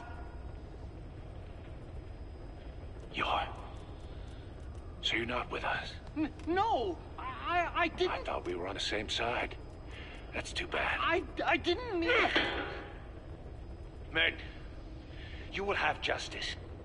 But our organization, the boss's organization, is built on order and reason. There will be no lynch mob. So stand down for today. We will gather all the evidence of this man's crimes.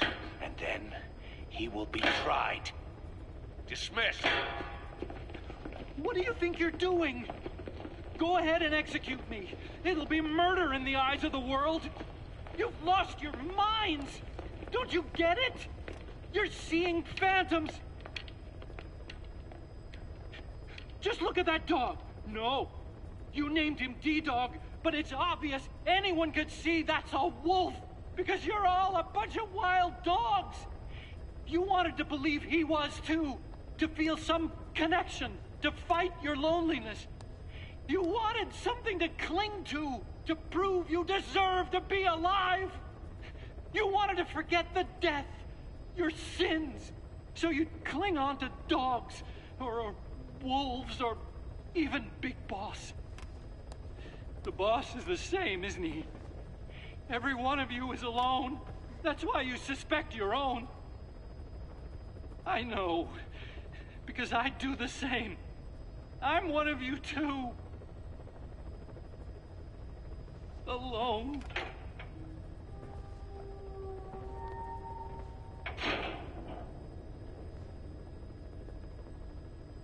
Open your eyes!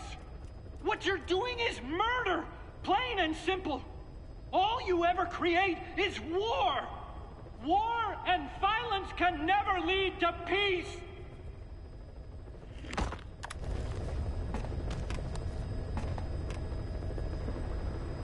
點樣？係咪送佢出公海啦？請問吓？咩啊？是班好人沖咗個涼爽。你講到好似一年只沖幾次涼咁喎，老友你嚇，我應該收台都去沖一沖涼，洗個頭，洗個面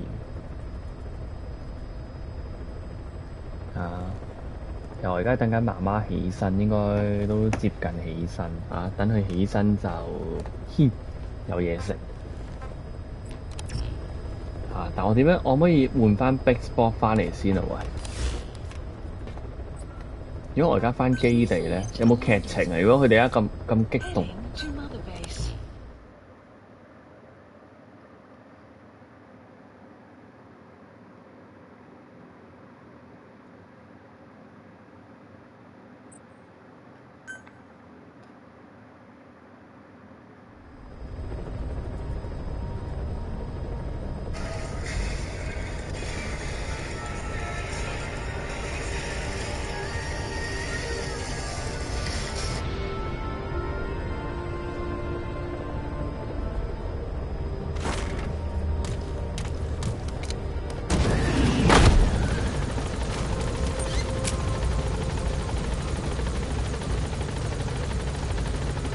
冇啊！呢個位我覺得咧，又係佢之前冇乜驚喜搞到，佢已經預告咗我哋會流放阿博士嘅咁樣，好撚差喎、其實。然之後仲要喺呢隻 game 度出埋啲內容咯。我嗰個位以為係下集預告，但明明諗冇下集嘅喎。點解我角色都換撚埋嘅真係？我係咪要再出任務換翻個 Big Spot 翻嚟？唔出任務就換唔翻 Boss 係咪？冇，我以為翻嚟會見到劇情，唔係呢度落去嘛？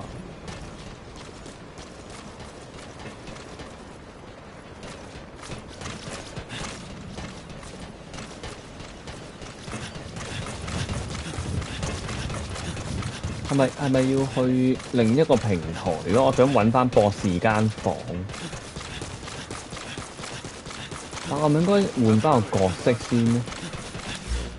如果陣間我唔換角色，即係佢劇情開嘅時候，真係用翻呢個樣咪撲街，好撚柒喎！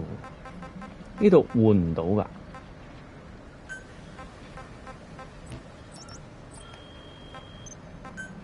同埋我要睇翻啲槍先。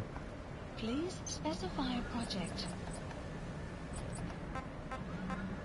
呢個 TP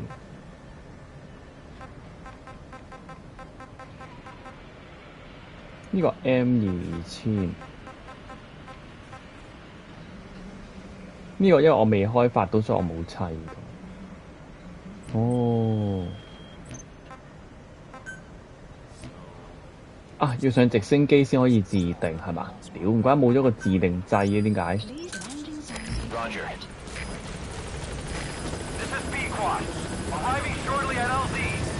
佢哋成日喺度討論定呢班八婆。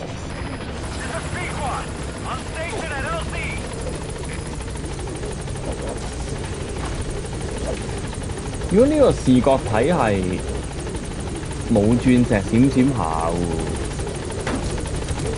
係咪得直升機先有改變嘅？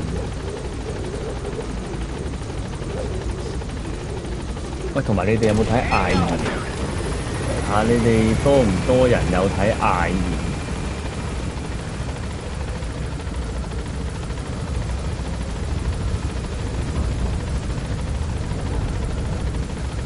偶爾看艾爾都覺得身心很放鬆，但今日冇黑絲喎，我發現。點解今天沒有黑絲？係咩事㗎？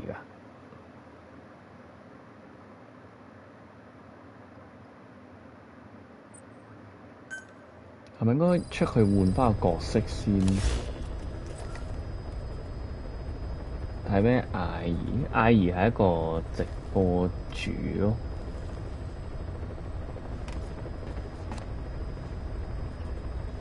但係脫係用緊網頁版定係 Apps 版呢？咦？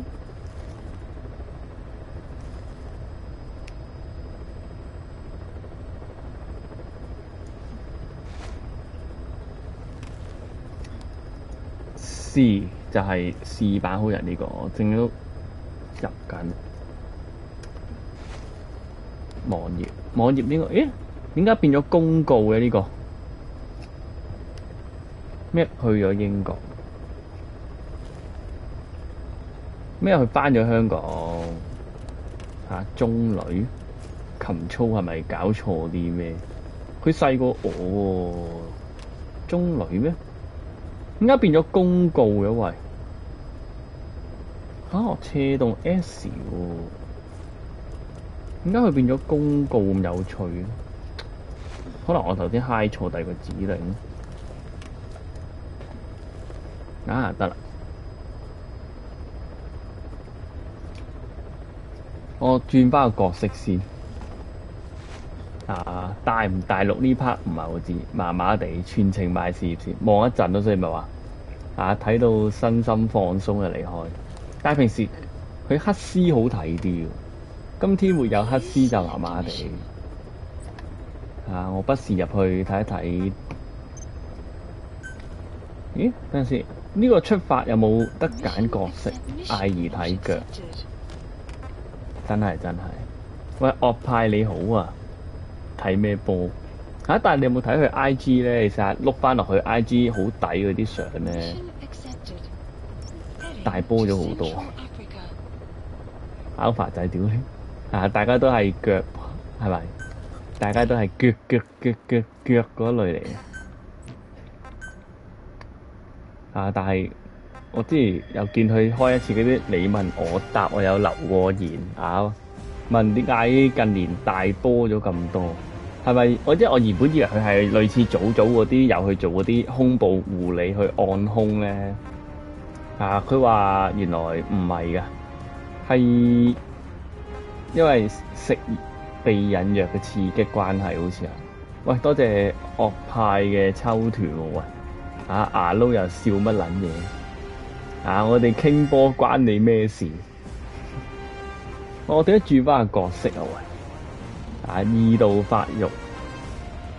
我原本以為佢係好似早嗰啲咁係去按胸咯，但係佢回答話係選擇角色係因為食避孕藥。應該講出嚟都冇問題啦，佢都喺 IG Story 公開回答嘅。要黑絲邊個都有惡派有冇拎？冇圖冇拎，你講條撚啊！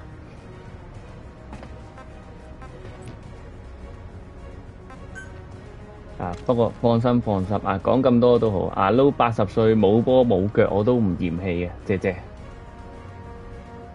我個畫面Quiet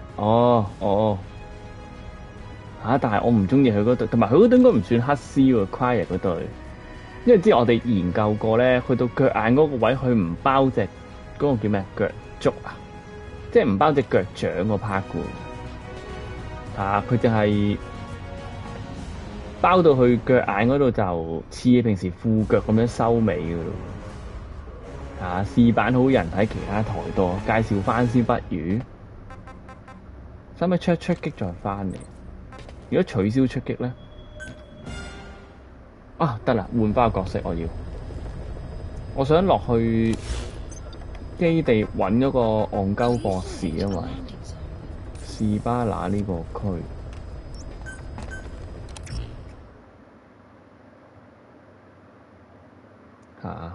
開始有慣常性生活，胸部就會長大，懷孕或者即使墮胎，胸都會有長大，真係唔知咁人哋有仔，就算有慣常性生活都正常。但我反而好奇係，佢好似翻咗嚟香港好耐咯。我原本以為佢係偶爾翻嚟一陣係放假啫，佢嗰邊好似讀緊書噶嘛，係嘛？不過唔知。同佢唔係太熟，家情嗰啲係翻嚟旅行啫，係嘛？但諗起家情都好似翻咗嚟一段時間。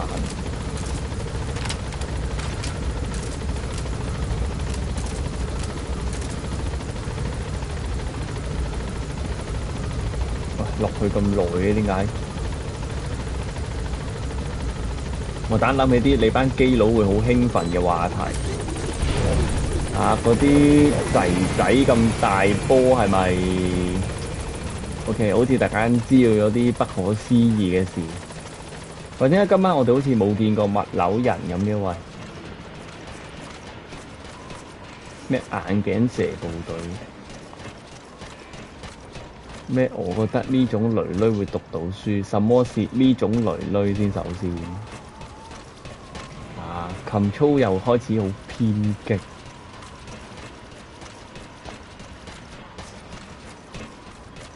首先大家對佢有幾多了解先？係邊個喺度講緊嘢咧？你係真係對佢有一定嘅認識，定係點樣先至會講呢一番説話先？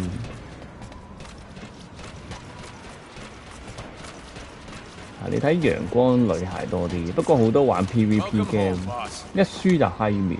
原來個 AI 搬咗翻嚟，唔怪個咩眼鏡蛇部隊。但我又覺得冇乜嘢喎，咁輸 game 咪閪面有咩問題？你打機有啲輸 game 都會滑鼠拍台啦。問我啫有偏激。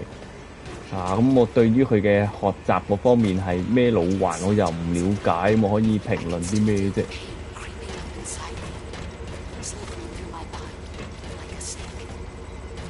你打 FIFA 都成日抌手就係惡牌，係咯。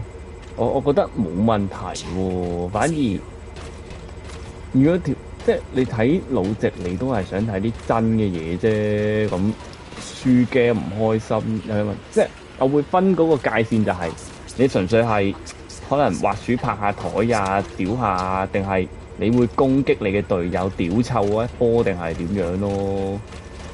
即係輸 game 屌隊友咪可能有問題咯。咁輸 game 唔開心，咁個表情反映咗出嚟，我覺得好正常啫喎。如果咁樣冇得同佢互動㗎呢嚿嘢冇得互動㗎原來。即係如果佢係會發第三者脾氣咁，咪唔 OK 咯。但係純粹輸咗個表情表現得唔開心，我覺得係合理嘅喎。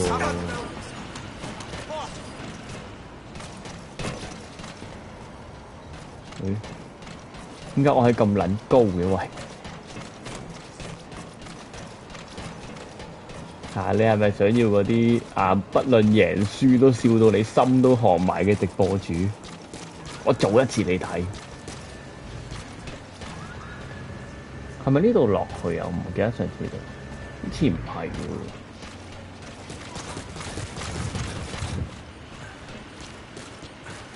我哋嗰隻咪話要分咩係輕機咩係重機苦中作樂唔係有人做到，冇啊。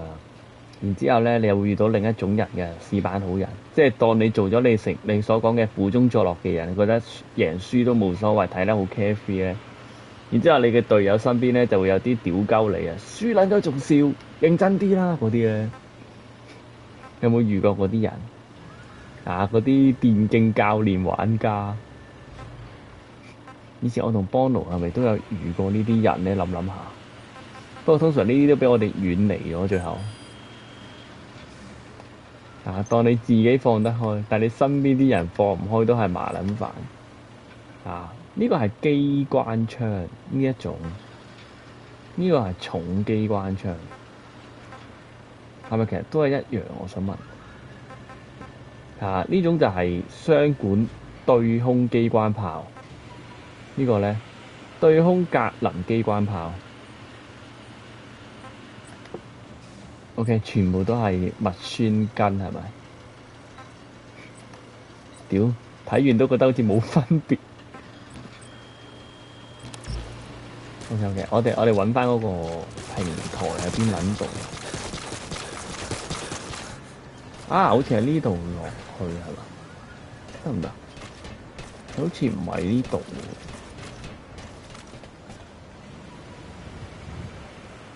應該係嗰邊落去呢一度。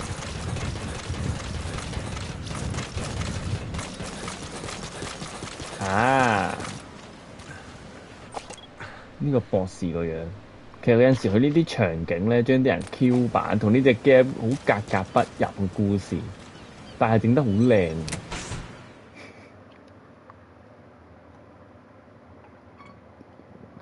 冇晒水，想斟水添。有冇人想聽呢個斟水 S meter 做俾你哋啊？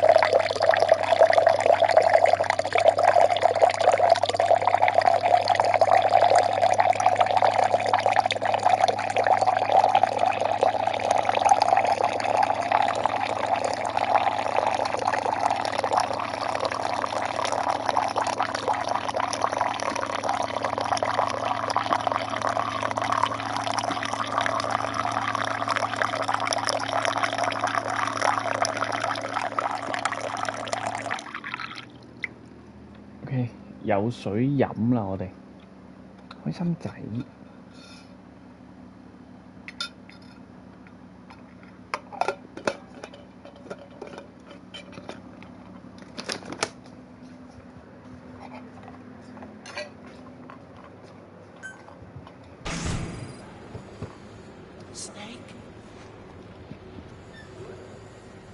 咩好似屙尿？咩事㗎喂？啊，斟水 S meter 啊，唔好又屈好冇？喂你好啊，單刀狐狸，咦嗱你在咩啊？試版佢又話，即係玩輸咗會唔會笑鳩對面啲女角死肥婆？即係笑佢收咗好多人頭，即係角色好多資金埋裝，即係玩 LOL。仆街完全唔撚知。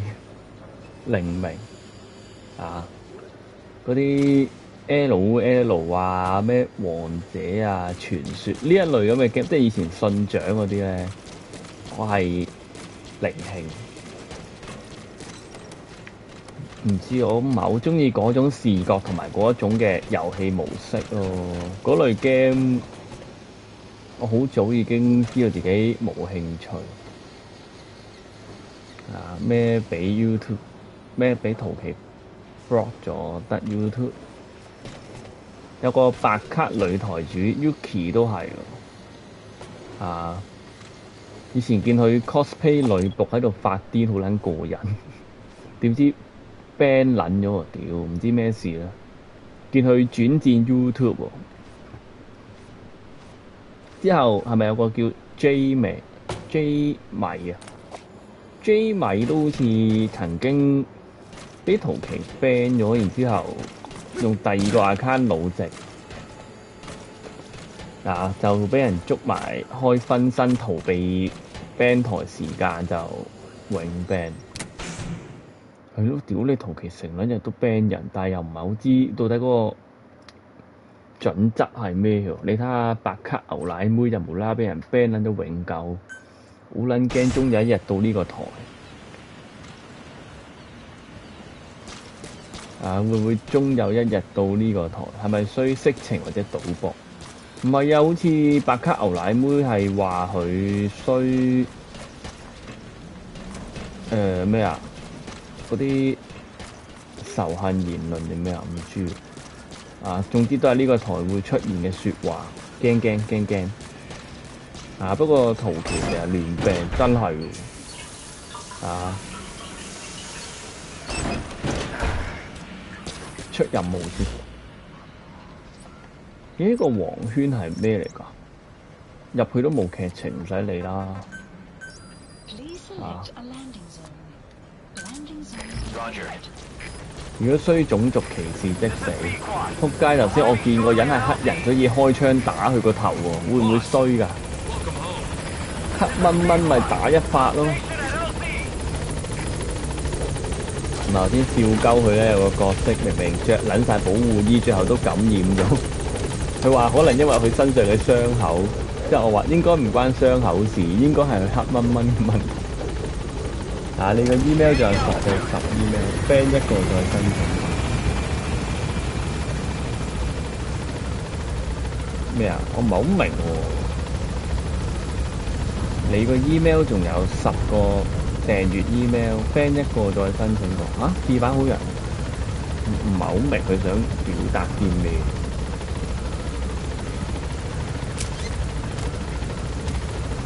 啊！你都極右的。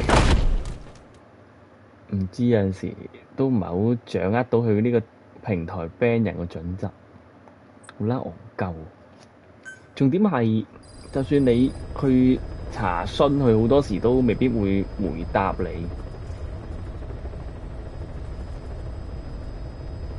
同埋好似話，如果 ban 撚咗台，你個 account 被提款嗰啲，係咪會食撚咗你？我想問嚇。仆街本身平時已經連埋乜撚嘢稅金嗰啲咩，可以申請10個替代 email 地址咁解。但係如果試版好人，你純粹睇台唔開台就冇問題咯，即係冇咁易捉咯。但係你要喺台主嘅角度諗，有啲出樣，有啲出聲，其實要捉你係以前俾人 ban 咗之後開新 account 去逃避佢嗰個 ban account 嘅懲罰係好易捉咯。佢哋都係咁俾人捉啫嘛。咁你作為台主，你開個新 account 都要嚟開台啫。咁你開台，佢好容易就捉到點翻你上。你開幾多個都冇用㗎。開盟友要連呢個銀行，係咯，同埋呢一個咯。如果你要開訂閱嘅話，你係要交你嘅身份證明文件㗎嘛。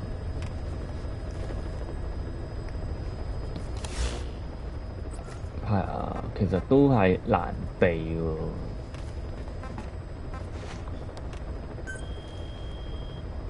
大家睇下靜靜，其實靜靜個樣再捽靚少少就好啲。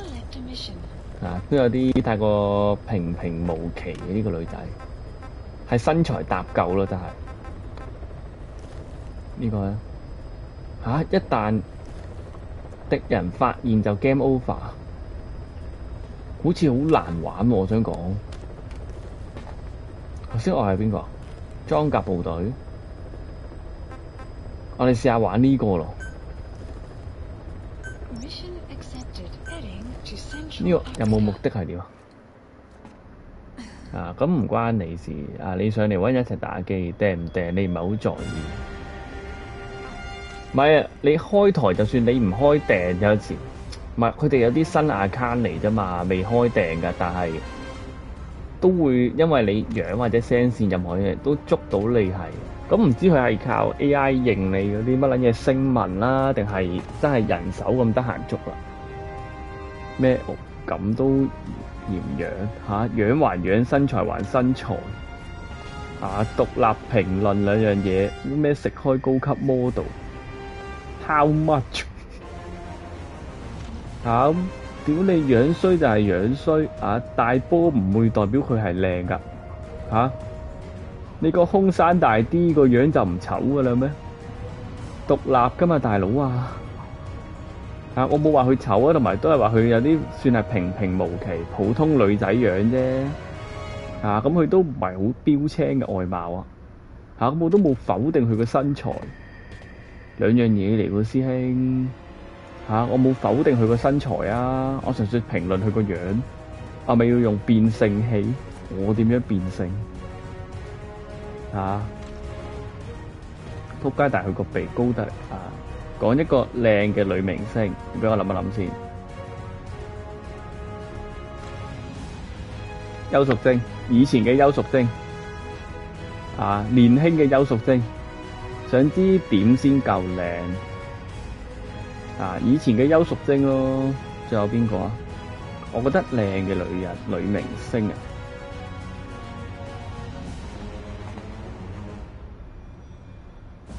靚嘅女明星，廣末涼子 OK 嘅。仆街！你講開日本，我淨係諗起水菜麗。突然間我又諗起水菜麗係喎！大家你問我邊個靚，其實我又諗唔起喎。不過我係幾奄尖嘅，的確。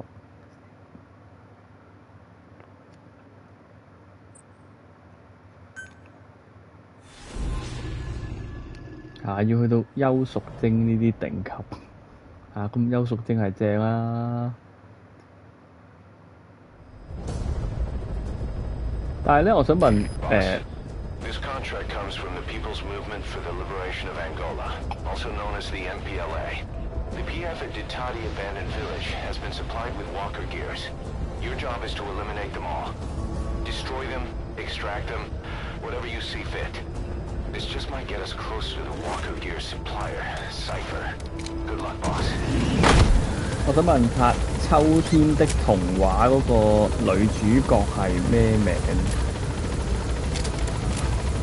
嗰個時代嗰啲女人，有啲人而家都覺得係靚，即係唔好話嗰啲女人嗰種嘅女人擺喺呢個時代嘅眼光，有人都覺得係靚，但係我就唔係好識欣賞呢個類型咯。嗰個叫咩？中楚紅係嘛？你哋有幾多覺得呢個類型係靚？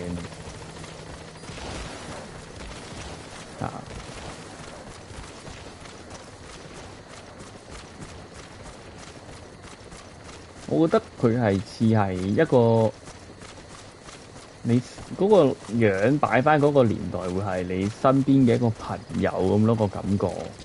又唔會覺得哇呢個女人好靚喎，冇嗰種感覺。李麗珍好似有少少賓妹 feel，係咪咧？拍《蜜桃成熟時》啊，好似唔係嗰個，係咪嗰個？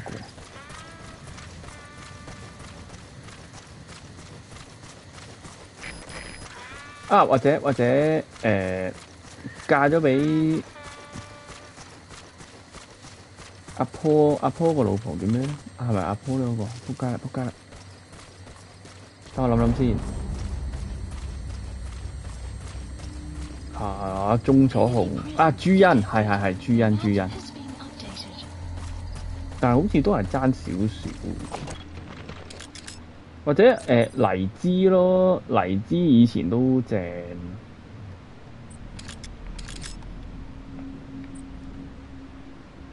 要好小心喎！佢呢個話一被發現即刻 game over， 黐撚線。玩毛毛啊咁樣。黎姿、邱淑貞，好似個個都拍撚個古惑仔咁嘅，點解？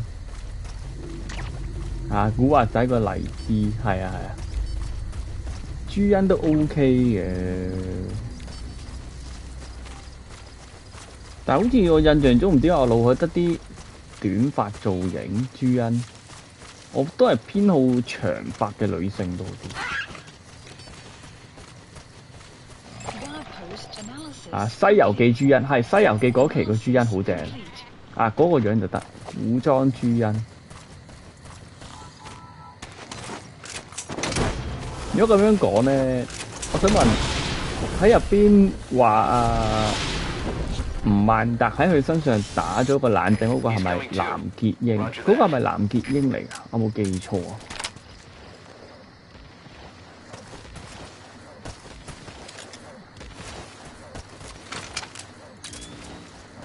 呢個位我唔 sure 啊。Yes， 藍潔瑛都好靚。紫霞或者阿嬌咯，以前啱啱出道阿嬌咯，之後後期就阿 sa 咯。我細個咧係中意阿嬌喎 ，Twins， 我中意 Twins 嗰陣時，但係嗰陣時係中意阿嬌嘅，我覺得阿 sa 成個男人咁。但係過咗呢10零20年，應該都有20年有冇？佢哋出咗道冇20年，接近咧應該。而家係會覺得阿 sa 先至係女人味，但係初出道組合嘅時候係唔掂嘅阿 sa。如果你又黑又短髮，真係似係點講啊？豬頭骨嗰啲總之就係搭埋啦勉強要埋啦，出道整個團體咁樣，阿嬌單飛都得咁。佘詩曼，你哋知唔知連登有條友好中意佘詩曼？喺嗰個 GTA 嘅 post 就揾到佢。阿佘依家唔得，呢個我都認同。以前咯都係。以前就美好咯，阿佘都係，人生得一次。佘詩曼以前都 OK 啊，但係依家就真係唔得啦。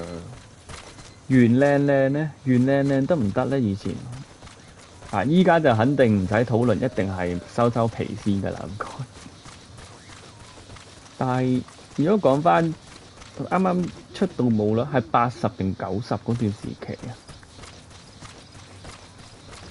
嗰段時期冇乜畫面咯。我哋記得佢嗰陣時同阿張國榮拍嗰套，係咪張國榮啊？定係林青雲啊，好似係林青雲同張國榮都有啊，一個神父之後袁靚靚，佢哋成班女角就係做雞啊嘛，啊教佢哋咩天台唱歌啊 Sefri 係咪？依家都好啊，係喎係喎，呢個都正啊，鄧麗欣。好似拖住個女仔入戲院睇鐵達尼，真係得嗰鐵達尼嗰期先有咁做。以前所以俾癲佬爆一個月，當年50萬，呢啲應該全世界都知。佢自己訪問都公開承認。仲有一個叫咩咧？以前就係有拍嗰啲咩強姦啊嗰啲，嗰個女角。好似有影埋寫真嘅，有接受嗰啲傳媒訪問，話個仔問起點解媽媽以前影埋啲咁嘅相，佢唔識搭一巴星落個仔度啊！嗰個女星叫咩名啊？林希蕾好正，但係又唔算好靚啊，或者雞扒妹咯，但係雞扒妹都係身形勝過外貌啊！嗰個屁股線條真係幾靚。葉玉卿冇印象，周海媚都唔得，依家更加唔掂。周海媚好似都係拍啲 TVB 劇做啲小角色啫。我淨係對佢印象，佢着 suit 喺一個類似法庭嘅地方，有一套劇情，唔記得啦。周海媚而家都霉啦，其實係嘛？TVB 嗰套嘢都唔記得幾耐之前。哎呀，仆街又鋼盔。喂，靜靜幫手射得唔得？屌你！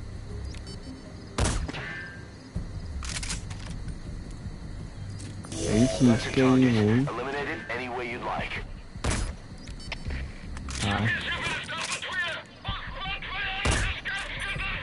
周海媚最出係做周子嘅，唔係好得啊！我印象中呢條女好似睇完鐵達尼，兩隻手臂俾人搣到瘀晒，好肉緊係咪條女？但係入戲院睇鐵達尼試版好人都，哇！仆街你打我靜靜，我屌你老母！都好耐㗎咯喎，鐵達尼係咪100幾年上啊？我想問，你喺度有用咩？我想問佢嗰個係咩鋼盔嚟嘅咧？屌，原來係包冚頭嘅。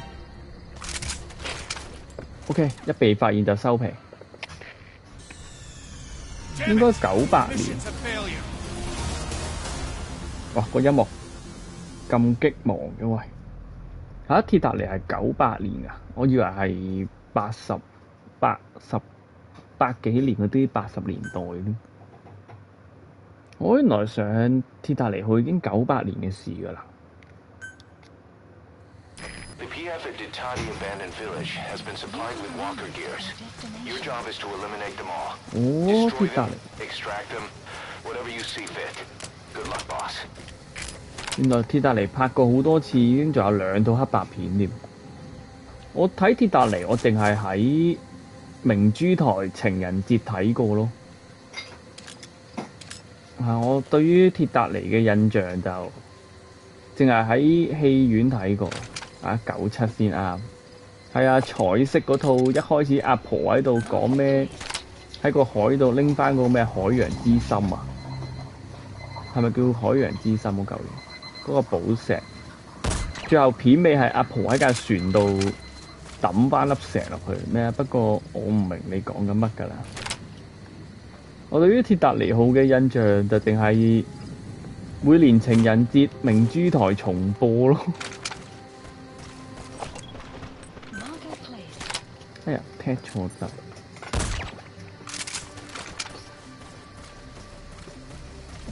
啱啱 check 咗，原來仲有2套黑白片真係唔知 ，You Jump I Jump 同埋吐痰啊嘛。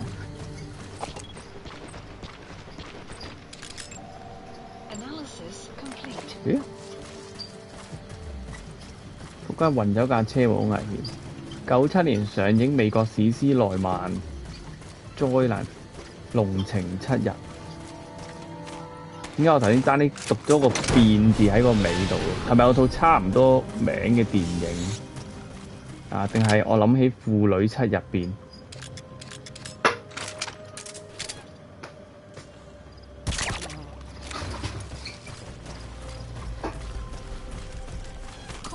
仆街邊度見到我啊？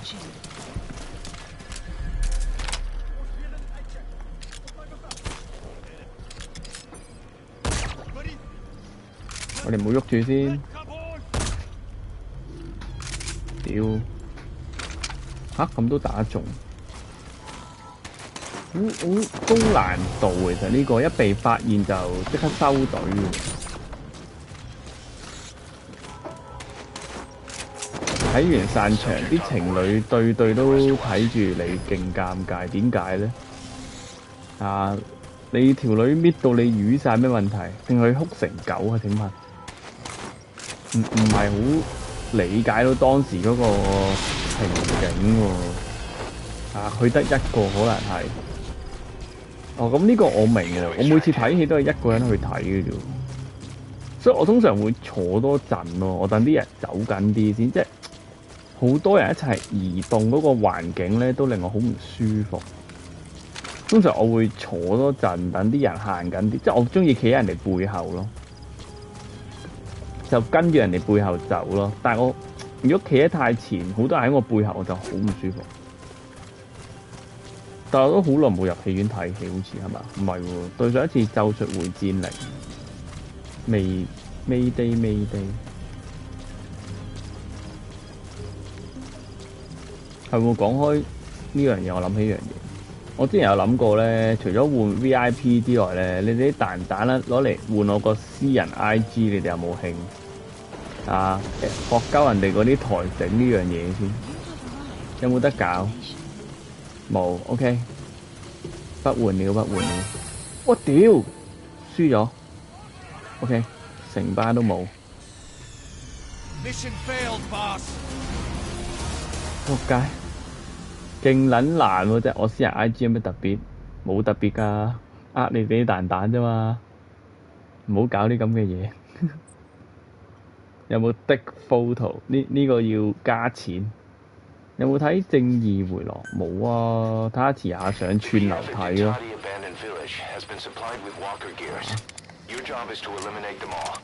惡派都唔識玩嘅。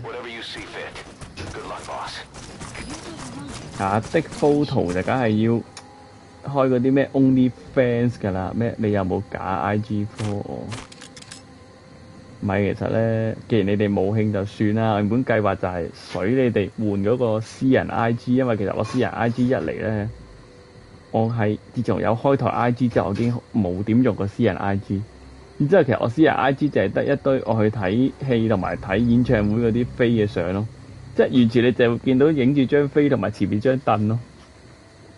我就諗你哋班撲街咧，最中意睇人撲街就係自己領啲完嘢，換完啲垃圾之後就會唔出聲，等其他人換，甚至講到好似好精彩，水鳩佢哋換。但係你哋冇就算啦。啊，一開始已經執行唔到啊呢個遊戲。啊，你哋好唔配合。啊，但係點解 Alpha 仔咁大反應咩？唔好搞啲咁嘅嘢。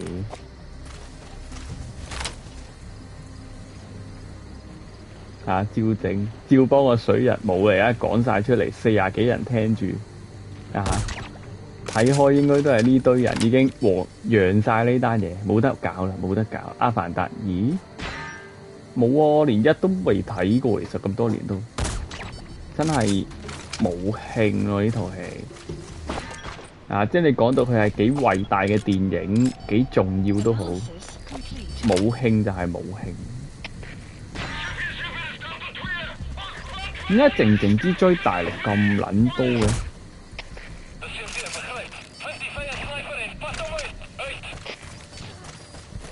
我屌佢哋打鳩靜靜仆街！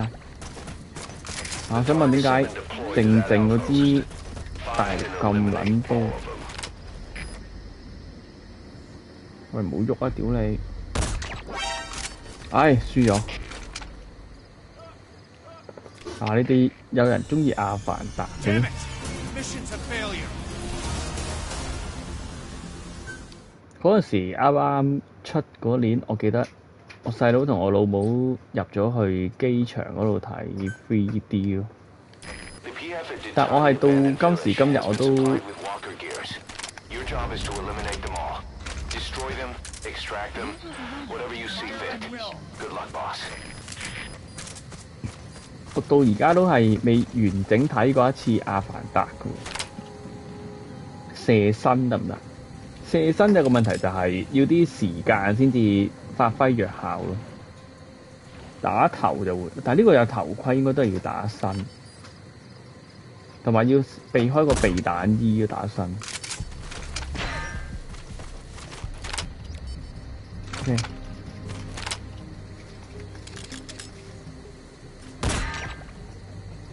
打頭就會打中嗰刻即刻瞓低就快啲。阿凡達靈慶睇戲都仲要睇咁假，何必？咁又唔係喎，我唔係真假問題，我純粹係唔知咧，就係覺得冇興趣咯。可能個劇情、個故事，或者嗰啲畫面睇住班藍色人喺度摸下面啊，心情對望，唔知做乜鳩啊！哦，呢個未甩鋼盔，仆街！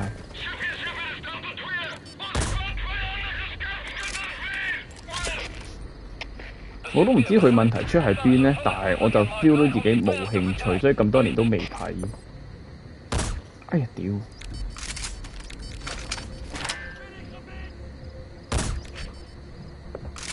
打中手臂仲唔瞓低嘅喂？咩阿凡達嗰日玩7 day 唔知做乜 Q， 一撈入 game 隻人變咗藍色。7 day 係咩 game？ 阿凡達好左膠，係啊，我都 feel 到。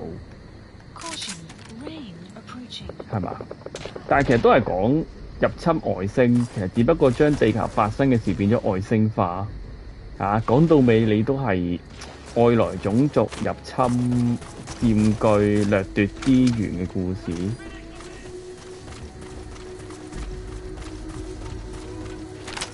不過講開左膠咧，而家無論玩 game 定係睇戲都有呢個感覺。屌你迪士尼啲戲又係咁，玩開啲 game 又係咁。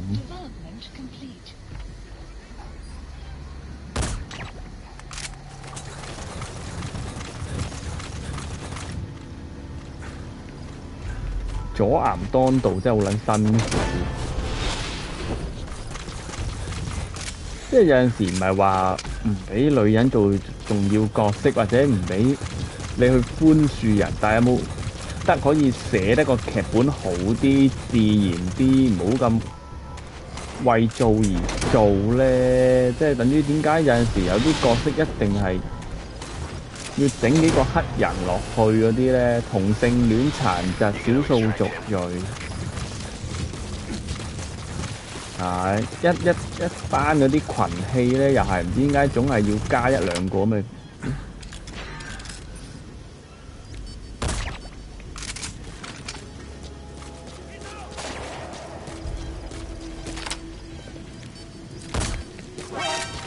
仆街！冇事咩？咩唔係狐狸大叫？哇！你隻角色成個藍色你都唔知？你同狐狸玩咩 game 嗰日？係狐狸教主定係單刀狐狸？依家有2隻狐狸，有陣時都唔知講緊邊個。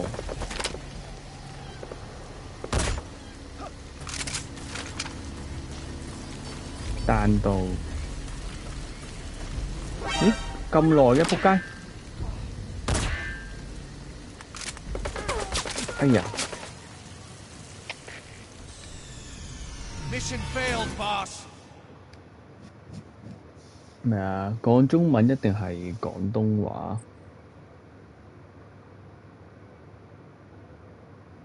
唔係嘅，西片通常唔知點解佢哋嘅香港呢都係講普通話㗎。see fit. Good luck, boss. 其實我係淨係要打目標咯。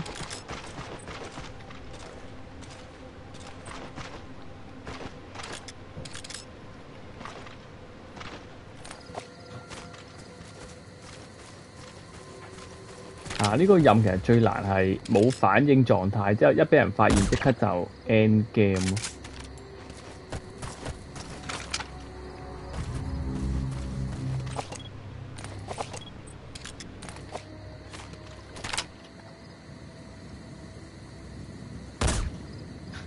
唔中咩？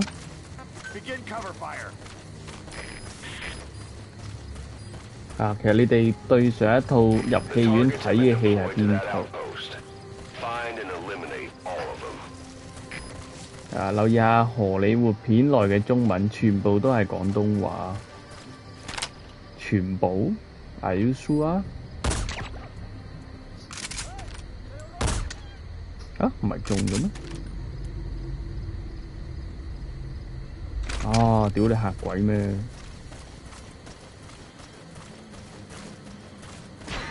正義回廊。仆街仆街，爭啲俾人見。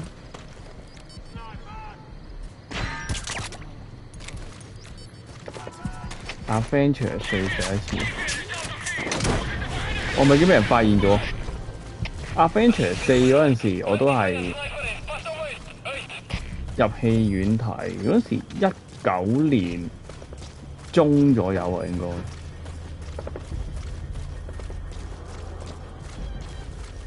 嗰陣時我入場前仲好撚淆底喺度諗3個鐘喎。電影唔係舞台劇喎，中間如果想去廁所點算呢？最後係完整睇晒成套戲，即係爭啲哭咯，睇到去。最終大決戰嗰下，同埋有幾個位就係佢哋回到過去，就點講啊？補完咗一啲之前劇情上留低嘅遺憾。惡派有第一日入場嗰張卡添，我冇Adventure 4好似係咪有個 cons 咁咯？有個銀仔。哇屌！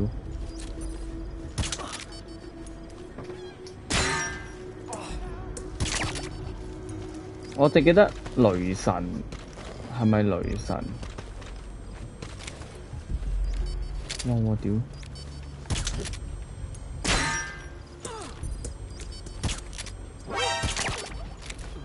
搞掂，雷神係咪咧？好似入戲院定係無限之戰咧？佢有一期入戲院睇就送紀念幣啊，好似係無限之戰。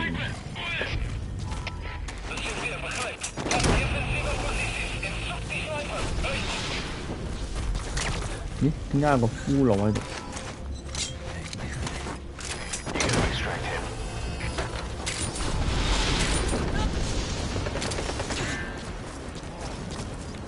唔係仲有條友喺度咩？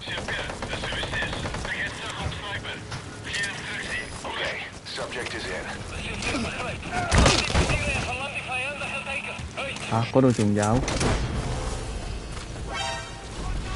發現咗啦！屌，戇鳩！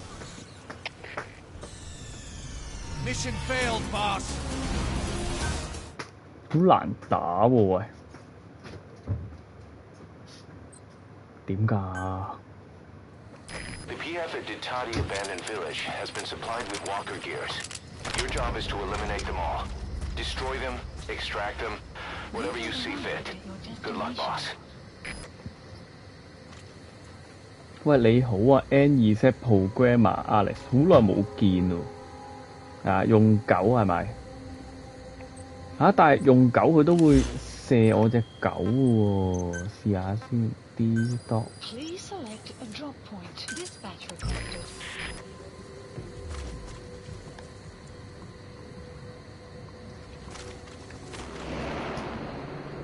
狗仔好啲咩？但係正可以用睡眠追喎。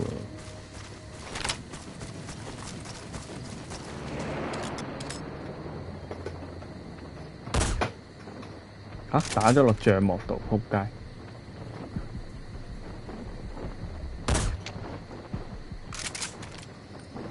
你睇下戇鳩，你睇下仲喺度照乜撚嘢？ Buddy has arrived. The map has been updated.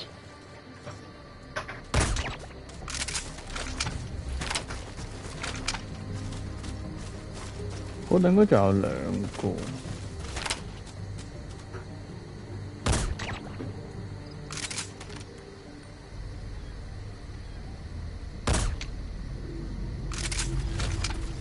咩啊？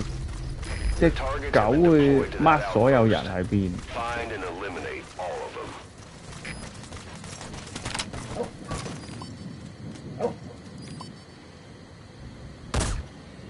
仆街！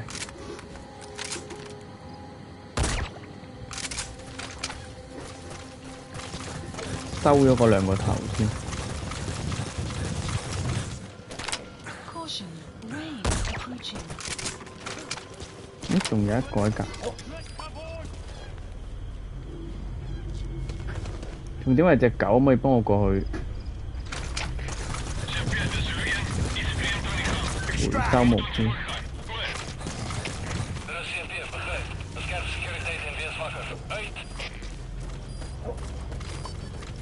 喺邊個位啊？呢度唔得。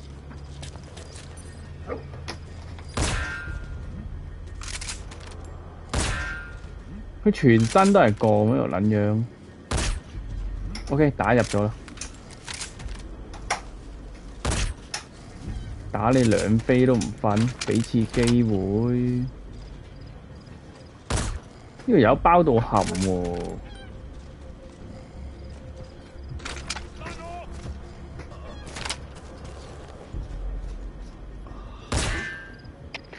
呢度就有打得入嘅可能性。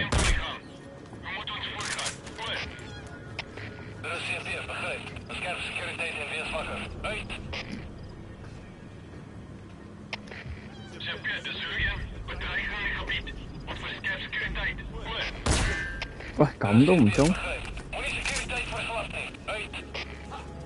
打低少少咧，如果再，打手臂，屌你！我仆街，點解有敵人喺後邊嘅喂？戇鳩啊你，老友！托！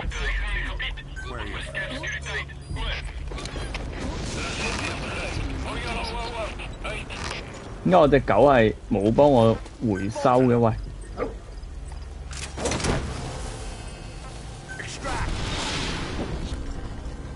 咁多人你唔回收，仆街！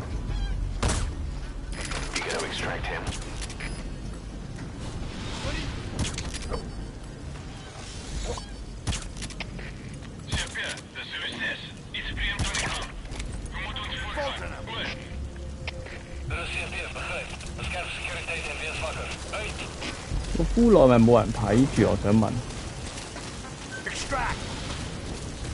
可以叫佢咁樣回收，因為回收好重要。如果唔回收咧 ，keep 住好多人。Good job。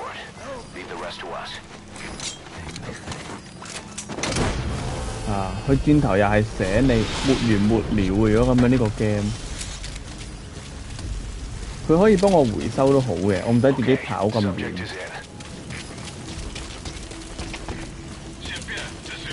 free 多比係 free 係咪？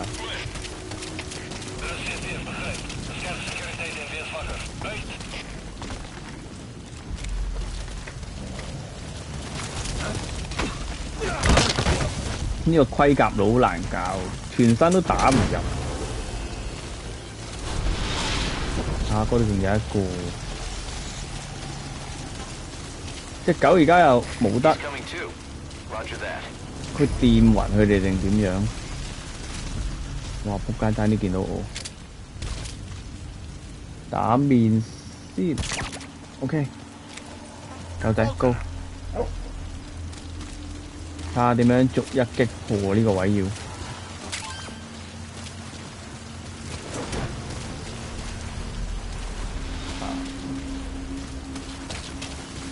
I am good 係嘛？我係樹人係咪？係喎，仆街！Guardian of the Galaxy 上咗節日特別版未睇喎。呢個係咪又係全新盔甲啊？唔係喎，呢個可以打喎。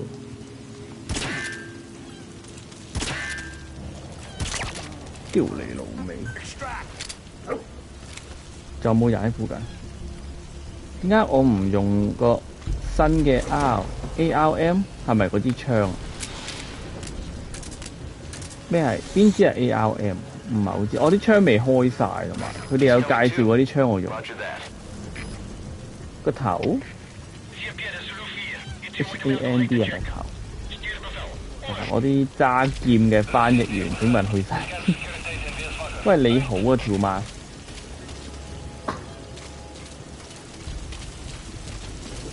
係咪應該繼續外圍殺上去？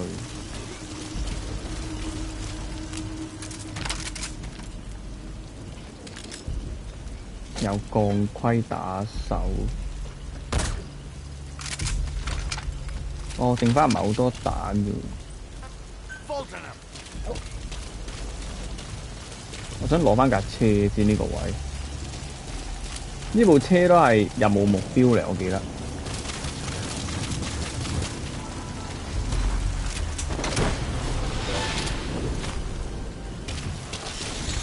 呢度仲有一件。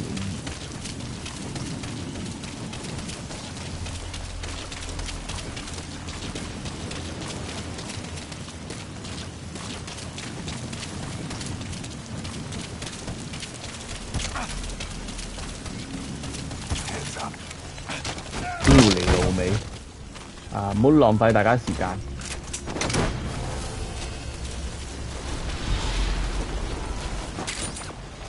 好好玩喎呢個 game 啊！而家只要一俾人發現，即刻就收皮嘅。啊，實在太好玩了！你兜去邊個位先見到佢個頭咧？仆街！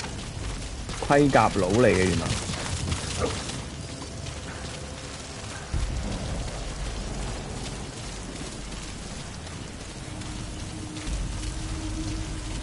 啊！終於變翻隻潛行，喂，等陣先。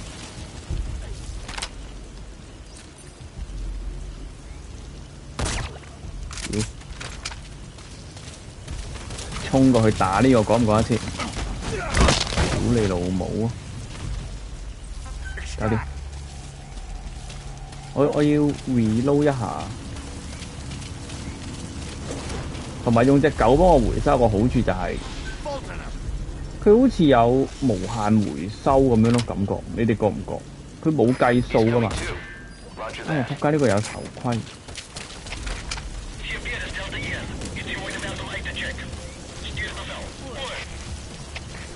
耶，係咯，同我感覺到嘅一樣。仆街！仆街！仆街！哇！好彩冇事冇事。佢應該會行前，因為我呢度撲出佢。OK。因為我冇追彈啦已經，一係就落去打返嗰一個，順便喺遠處 re 一 re 先。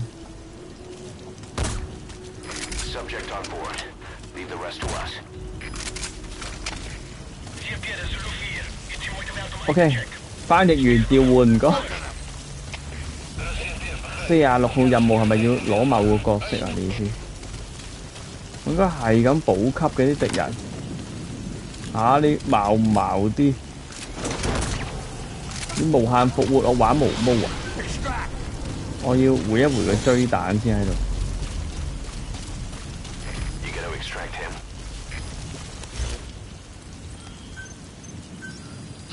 好想有得補給嘅啫，黐線！一被發現就 end game 嘅遊戲點玩？請問你教我點玩？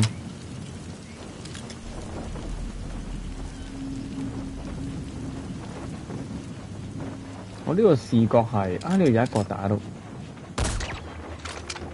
可唔可以幫我回收啊？咁遠得唔得？咁遠佢都去喎。OK， 再嚟。外圍嗰度其實我清咗好多。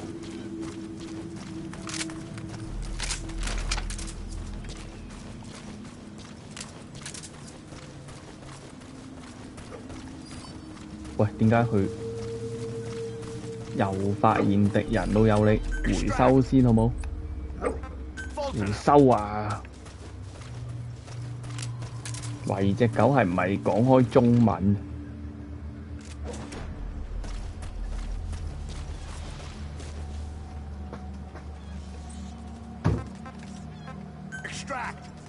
嗰度仲有個啊，老友，你唔收埋？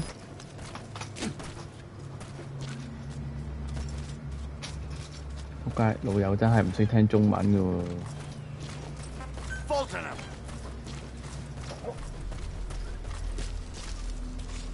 係咪爭4個？嗰仲有1個，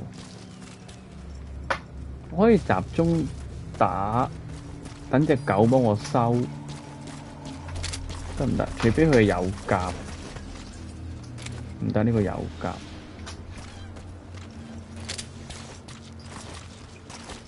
呢個都有甲。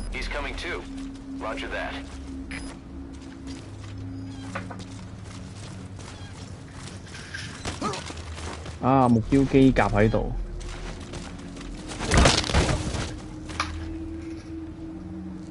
剩低就係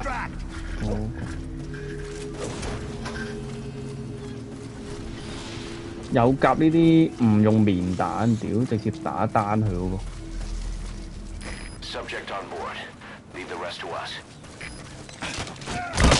OK， 搞掂。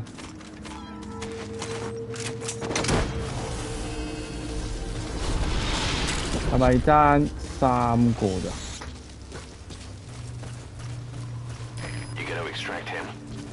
攞埋啲任務目標先，仆街！4部機甲，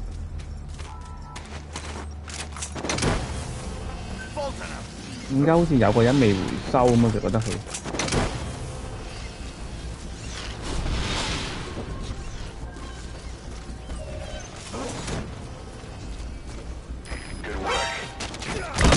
嚇鬼咩？屌你！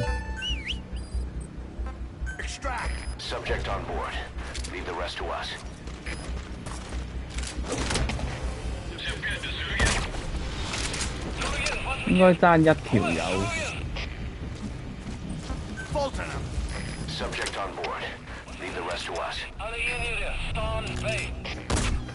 OK， 中避彈衣，中手臂，搞掂。下低仲有個等你啊 ，D 多。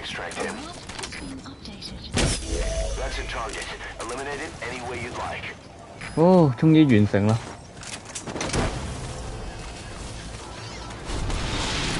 佢收咗未嗰個？喂，屌你收頭啊，老友！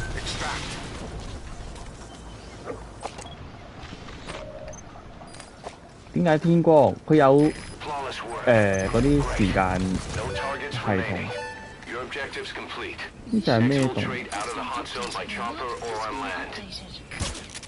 佢個時間係有變化啦。OK， 中啦！呢頭先有個骷髏啊，應該係嘛？頭先明明天黑，因為已經天黑完咪天光咯。呢隻 game 係有時間系統啊。頭先有個綠色㗎，係咪就係呢個？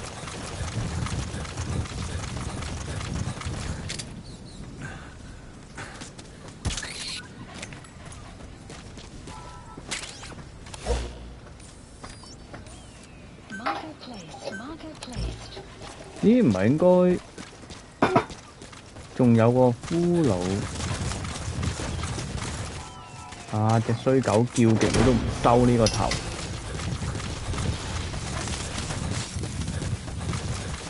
我係咪未執晒啊？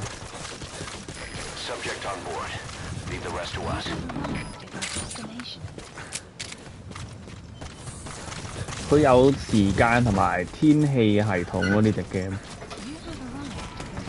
所以你會見到有時間變化同埋天氣變化。頭先落緊雨添，而家出翻太陽啦。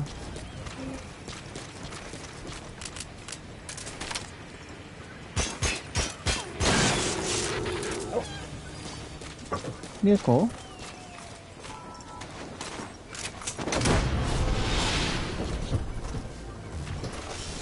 定係佢仲有啲機甲收埋喺度？我想問。我以前咧試過一次打劫打唔完呢個任務咧之後，我嗰陣時嘅做法係唔知點樣呢度兜啦，上呢個石嘅上高，之後跌落去就可以回收翻嗰4個機甲咯。但我想講而家我應該任務，哇！仆街突然間跌落去死咗就碌柒。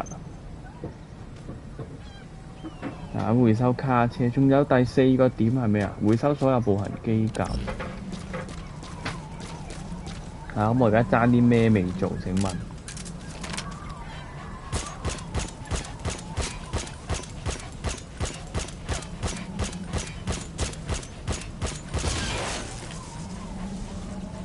仲有冇？頭先明明見到佢哋守住個綠色點㗎，唔係仲有第2個？哇！屌你都唔好跌落去！依家跌落去死就戇鳩。咁而家係咪我脫離交戰區 call 直升機？因為我咁巧到咗呢個位喎，哈哈哈哈，又會咁巧嘅？終於完成任務啊！屌！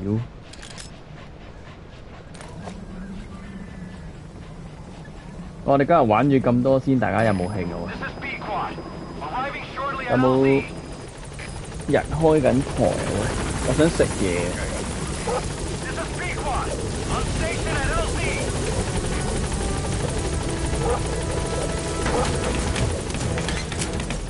有邊個開緊台而家？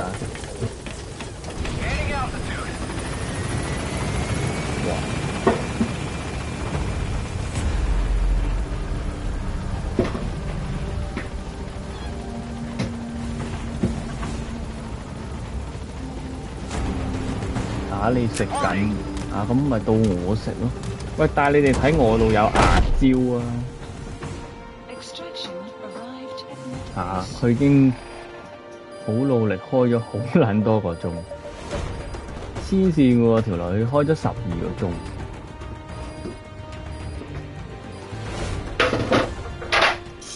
Mission complete and how?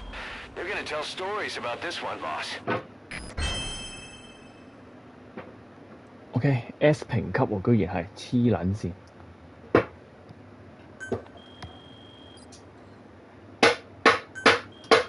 大家聽到好嘈，我要收台。剛好3個鐘。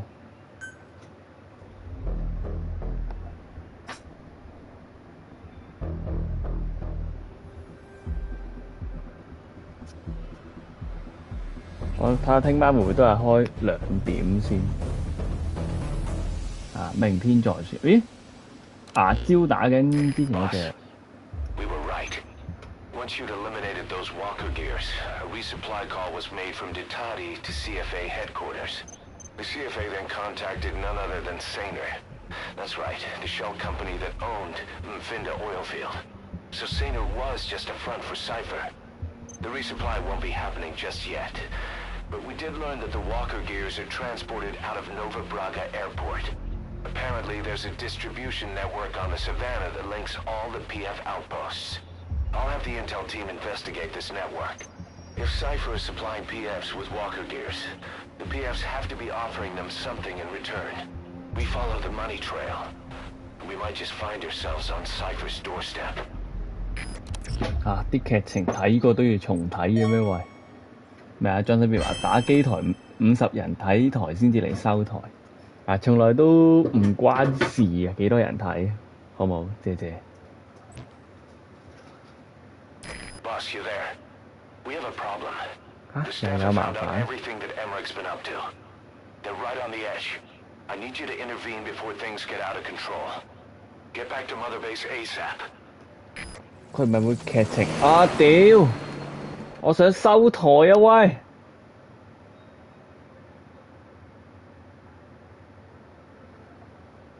仆街！ 9 years ago, this man acted as accomplice to the attack on Mother Base. He then provided support to Skullface. Conspiring with Eli, he repaired Sahelanthropus in secret. His research materials caused the leak at the quarantine facility, which in turn caused the Walbachia mutation, letting the parasites off their chains.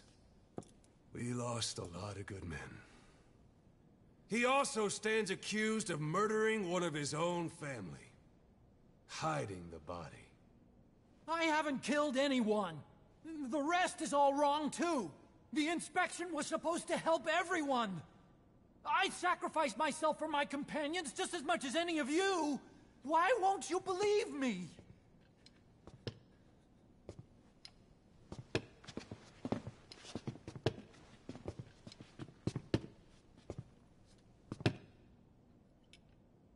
The prosecution calls a witness.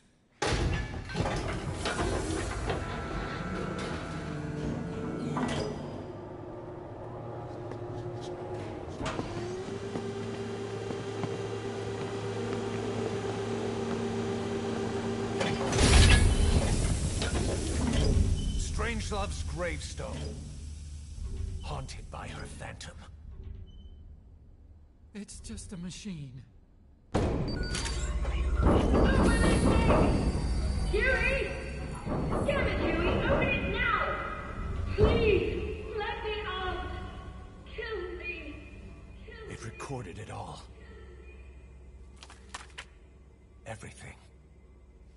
Everything you did living together. How could a machine? You forced your own son into the cockpit of a Metal Gear, a test subject. How? His mother had to hide him away, and for that you locked her in that coffin. No! She did it herself! It was suicide! And even if I did, what right do you have? There's more. We have you to tell us everything you've done, everything you've thought, all this time. 9 years ago, you agreed to the inspection in return for Cypher's guarantee that you'd be spared. I thought it was real! We've reviewed into everything else that's happened since you arrived here. Please. Guilty! All counts. Kill him! Kill him! Kill him! Kill him!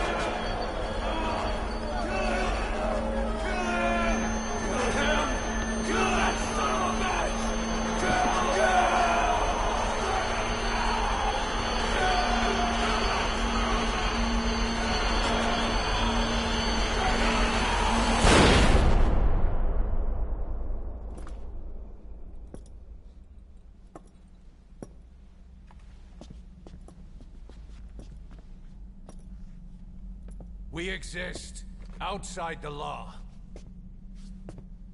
What should we do, boss? Just give the order. We'll handle the rest.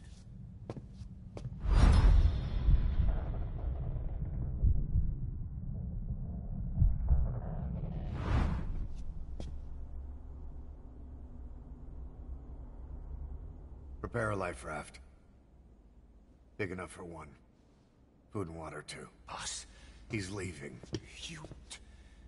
He's responsible for all of this! Think of all the men! He didn't lose a damn thing! This is the enemy! And he's here on his knees! Us? You are right, he is not one of us. But we are not responsible to judge an enemy. He leaves Mother Base, and that'll be the end of it.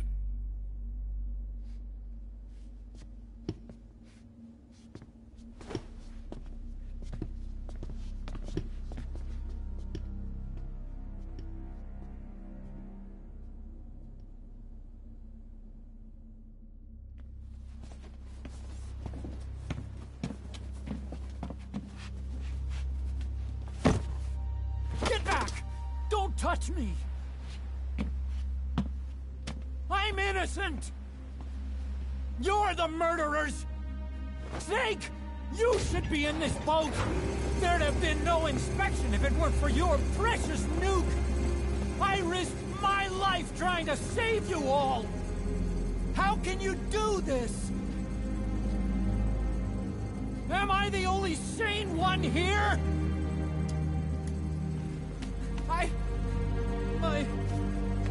It's not my fault!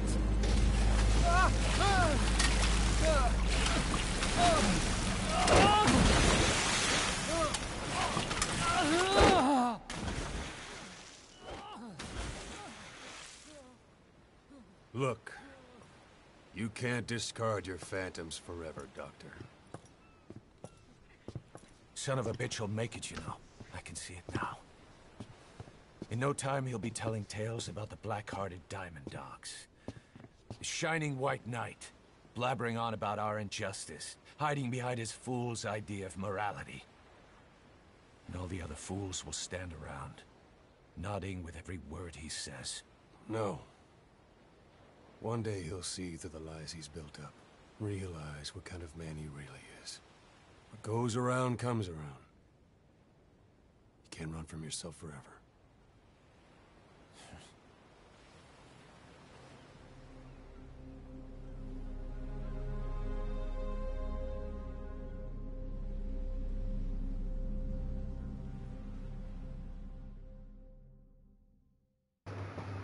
仆街！我想講收台失敗，打多個鐘啊！定我哋聽1個鐘錄音帶，清咗錄音帶佢，已經獲得關鍵道具。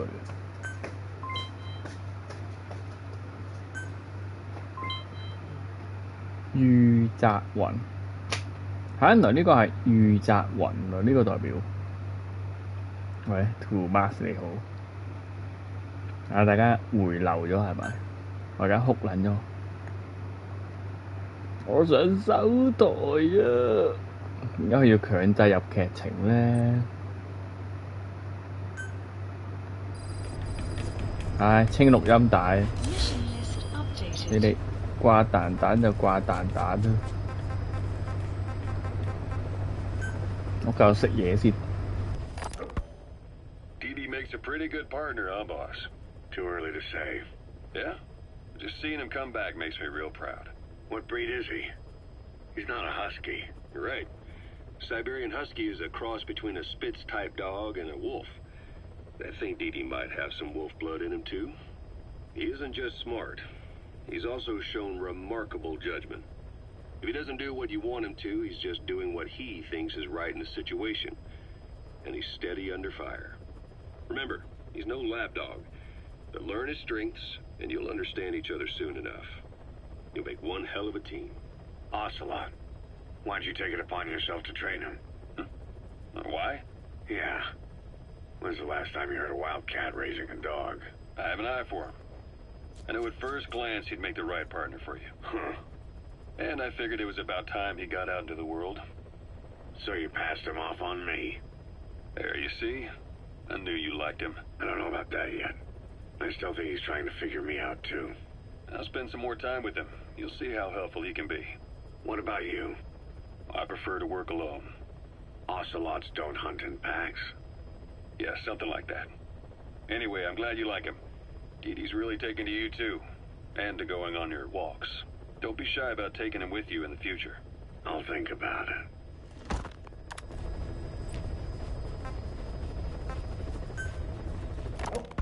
You called that thing Sahelanthropus. Where does the name come from? Well, several years ago, an excavation team discovered a hominid skull in the Sahel region. Central Africa. The Southern Sahara. Cypher gave the specimen the name Sahelanthropus, Man of Sahel. And then they covered the whole thing up. Why?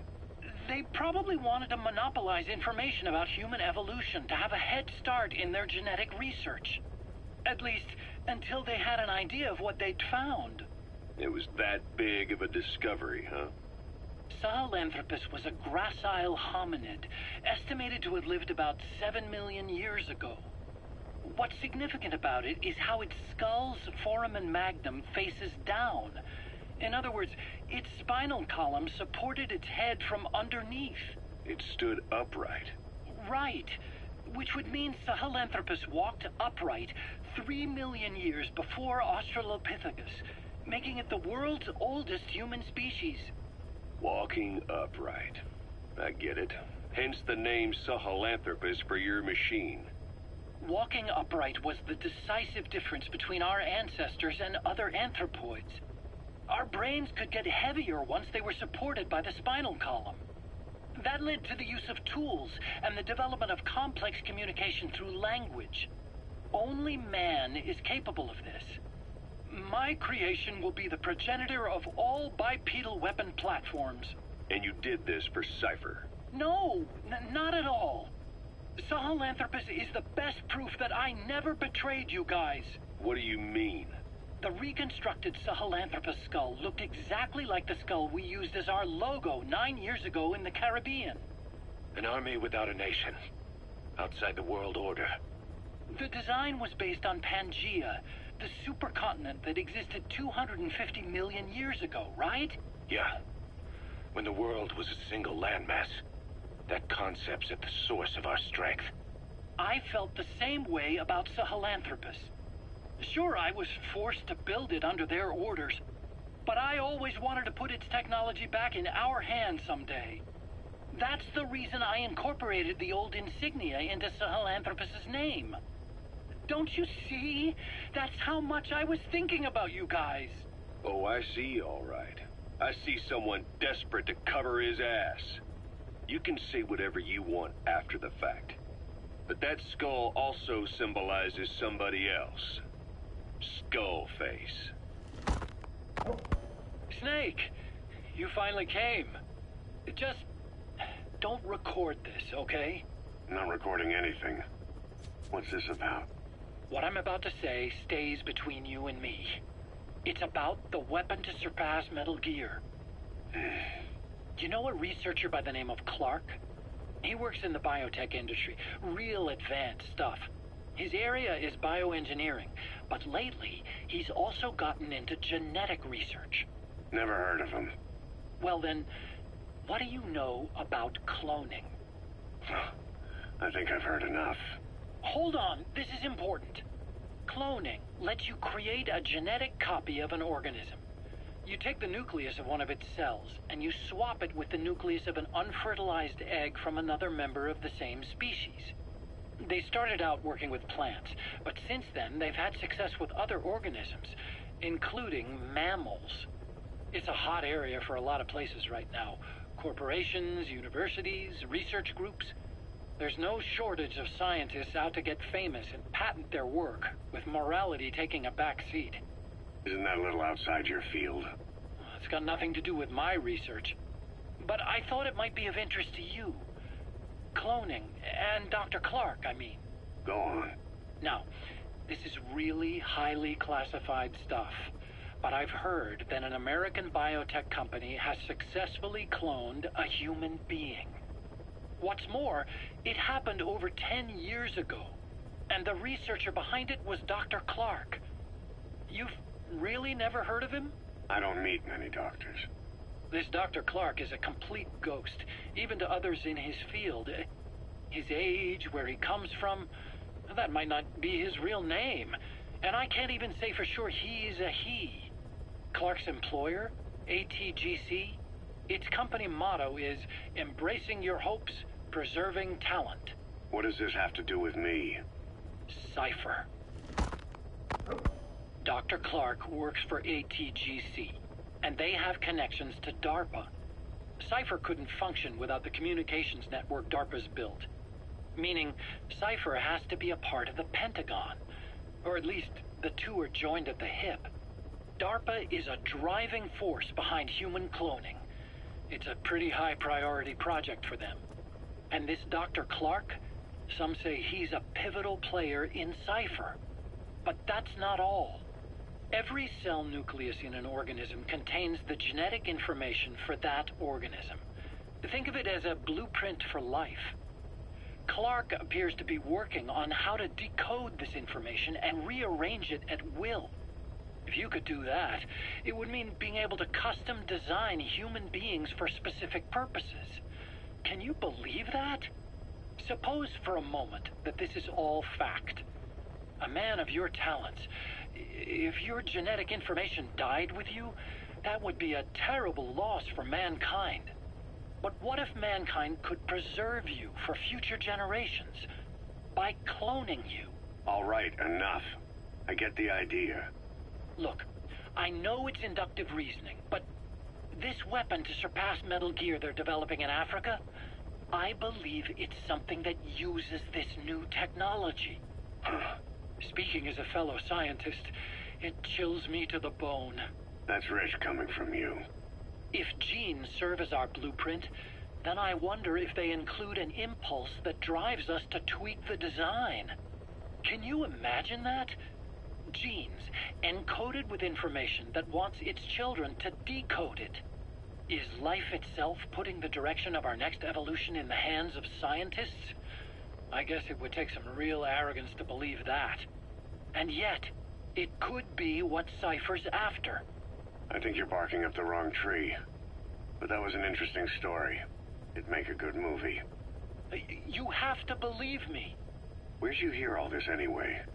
Where? I just overheard it in bits and pieces while I was forced to do that research for them. Right. Wait a minute. Look, I want to help you. I want to be of service here. I'm risking my life with this. Is that so? Maybe it's time we brought someone else into the conversation.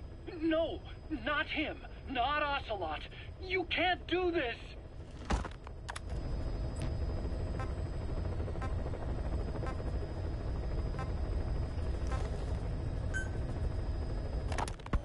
The R&D team's going to take over Emmerich's work. He may be gone, but it won't affect us one bit. We'll be able to deliver whatever you need just like before. You can depend on that. One other thing. I'm tracking his whereabouts. Nothing to report at the moment, though. Let it go. He's gone. The guy's gone. I know. I just want to be sure. Not like I'm losing sleep over this son of a bitch. Open this thing! Huey! Damn it, Huey! Open it now! Please! Let me out! Kill me. Kill me!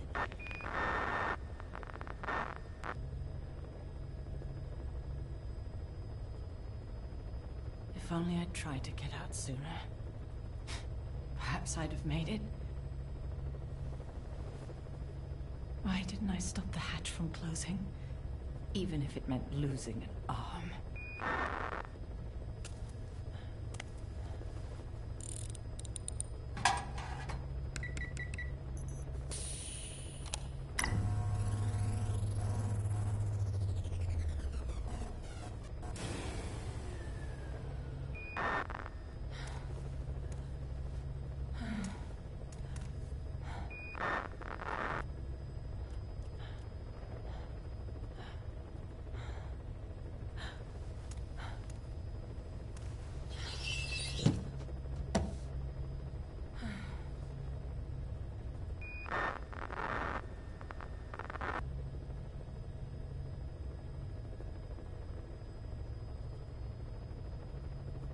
Well, I guess I'll stay a while. My voice is so distant.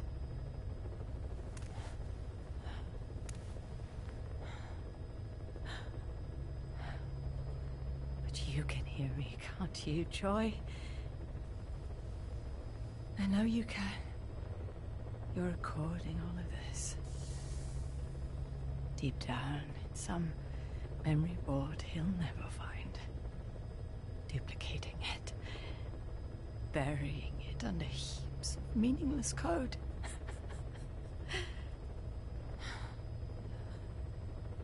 Anyway, I guess I can say what needs to be said.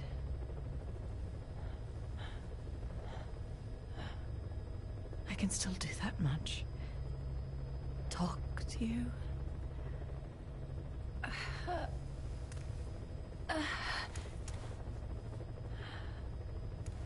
Even if I can't face you. Even if there's a heaven. Even if you're waiting there. I don't deserve to see you again. I don't deserve to love you.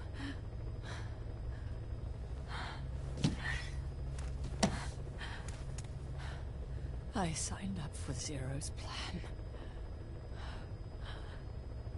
Even now that he's halfway to dead, his plan lives on, leeching away at the world. And it took your strength to make it happen. Caution, rain approaching. In using you, I put the world in his palm. Once and for all.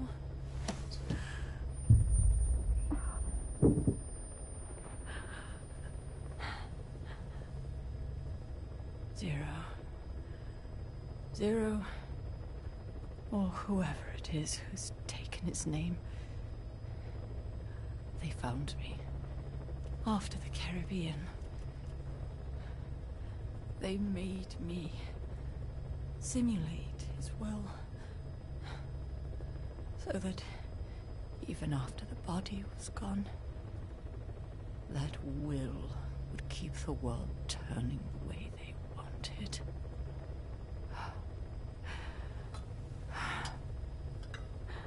I had no choice. They dredged Lago Cosibolca, pulled up your phantom, forced me to revive and modify you. I thought I could bring you back, but in the end, I sold your will to him.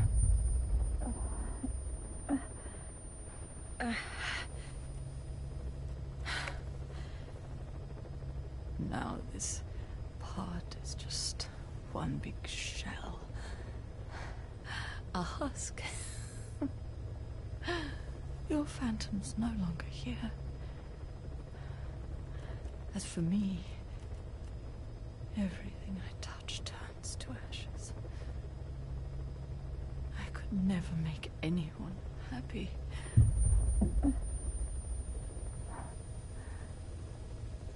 And now I'll never see my son again. But at least Hal's free from his father's hands.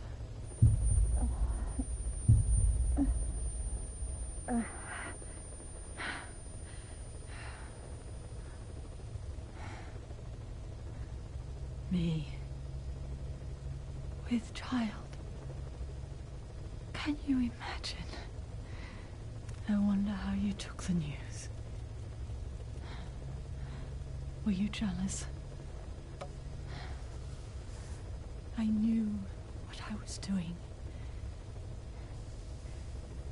If I could pass your will onto a child I carried,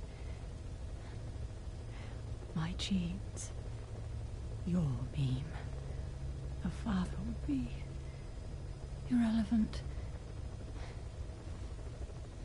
If I did that, that child would be ours.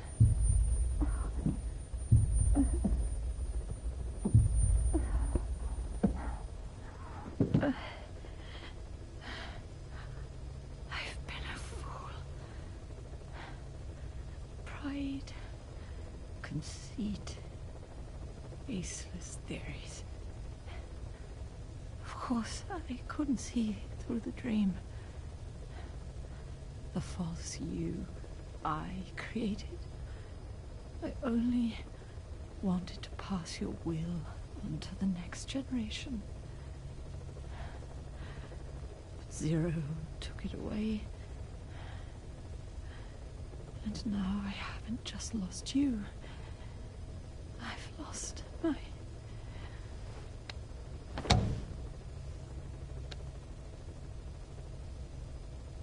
Oh, Hal, can you forgive? The mother who couldn't protect you. The one who let them take it all away from us. Oh. Oh. There's still hope. You, the one he took away. He'll never break your will. The will to make this world the way you saw it could be. I buried code, just to be sure. Inside of you, there is an egg. And when someone finds it, when they crack it, there'll be nothing left to stop you. The world you envisioned will become a reality.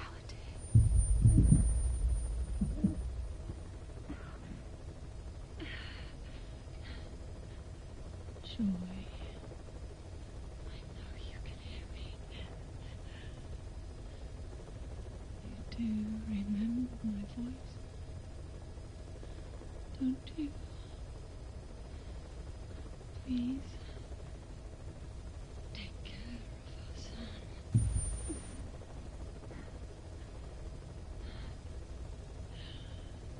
Hal, don't ever be afraid. Whatever happens up there, she'll be watching over you. The system, the framework for your world will protect you. You don't need me. You just need to be strong enough for both of us.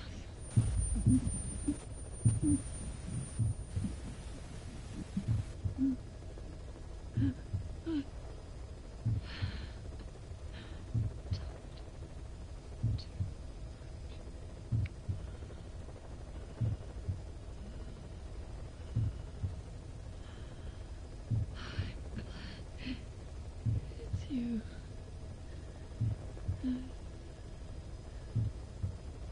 Here. With you. I think I hear your pulse. Clouds approaching.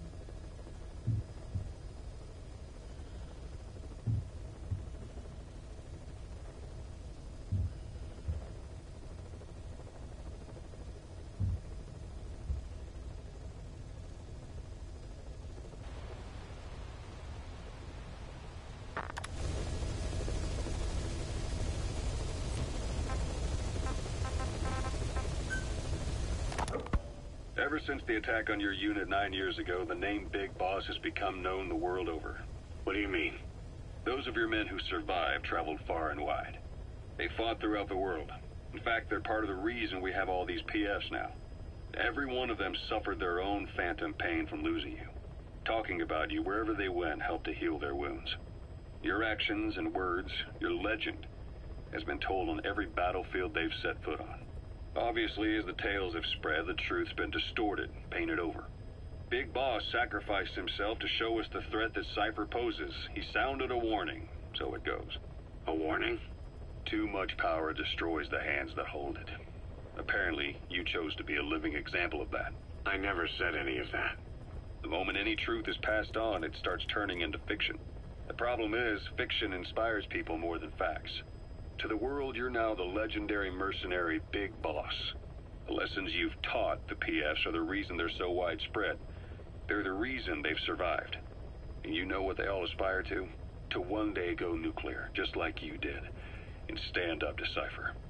Of all the stupid things you could do. They'll never understand what you really wanted. Heroes are misunderstood. It takes a man of the same caliber to understand what drives them.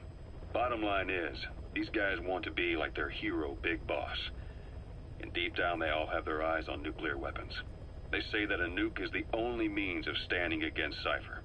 But these days, it's becoming little more than a slogan to rally the troops and survive in a cutthroat business.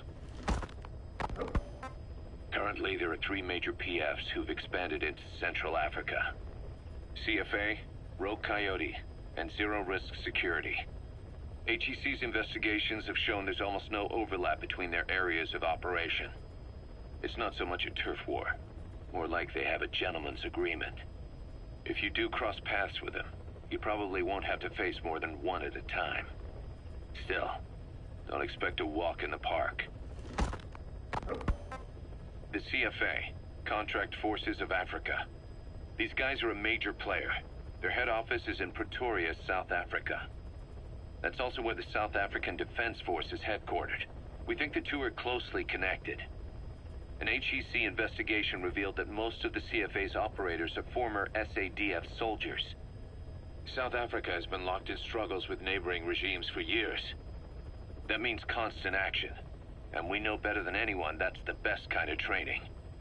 A company drawing its recruits from hardened military vets. You can bet they know how to handle themselves.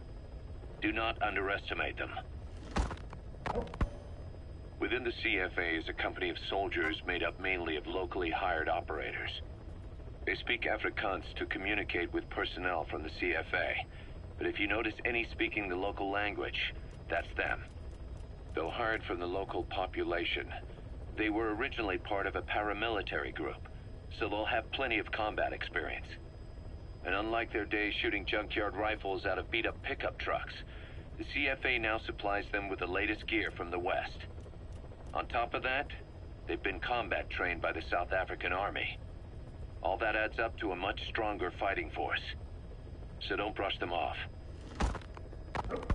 Look at the Angola-Zaire border region. The East bank of the Munene River in particular.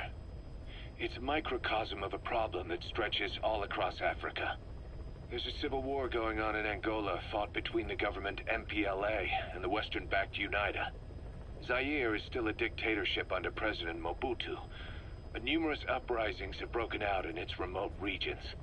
With all the trouble elsewhere keeping their hands full, neither government has control over their side of the border. They depend on militias and PFs, as do the rebels. Government forces, guerrillas, militants, groups of all shapes and sizes hawk whatever resources they can to hire PFs. Conflict brings PFs. PFs expand the war zone, and more conflicts erupt in a continuous chain reaction. Sounds like our kind of work. Mother Base could grow by leaps and bounds.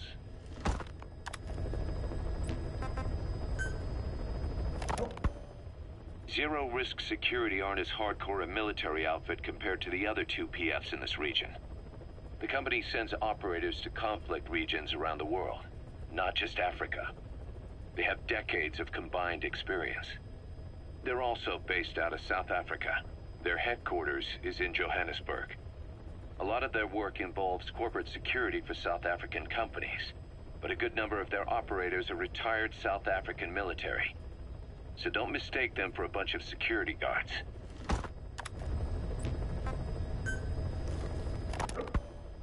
Rogue Coyote operates mainly out of Africa these days. Of the 3 PFs, they're the smallest. However, they scooped up most of the Rhodesian SAS after the country collapsed 4 years ago. Picture their entire organization as one big special forces unit. With Rhodesia a British colony, the Rhodesian SAS had its origins in 22 SAS Sea Squadron. They started out as a group known as the Southern Rhodesia Volunteers, but in '51 they were incorporated into 22 SAS as members of the British Commonwealth and deployed to fight guerrillas in the Malayan emergency. Even now, 22 SAS keeps the Sea Squadron designation empty in recognition of their service. In a way, you could say the SAS almost makes up the core of Rogue Coyote. Later on, they were bolstered by other talent, including former Celis Scouts and 32 Battalion. These guys are direct descendants of the best special forces in the world. They won't go down without a fight. Don't get careless. Kungenga Mine. A civil war's been going on in that region for the last 20 years. is being fought by what are now two ethnic groups, the Buta and the Mbele. Originally, you could barely tell them apart, but the reason for the current armed conflict goes back to World War I. After the war, their land was colonized by a European power, and it decided to give local control to the Buta. That split the two groups into rulers and subjects, laying the foundations for an inevitable civil war. The friction between them remained even after they won independence from Europe. The Buta are holding on to power to this day, and the Mbele rebels continue to fight back. The conflict is funded by locally mined gold, rare metals, diamonds. They've used the money from those to arm themselves, buy oil, and even hire PFs. The Buta administration owns the mining rights to Kungenga mine. But most of the laborers are Mbele, who they've taken prisoner. The product they've gouged out of their land is bought up by cheap Western corporations. And the civil war is fueled by the profits. That's how it goes. One country's people is split apart by another country. Then the two groups tear up their own land for money in order to fight each other. Now this civil war started by a foreign power is the norm, and it's sucking up all the country's resources. PFs are just the same. They follow the money, taking war with them wherever they go. That goes for us too. It's an endless river of bloody retaliation, and we're standing downstream. Should we make a stand and staunch the flow?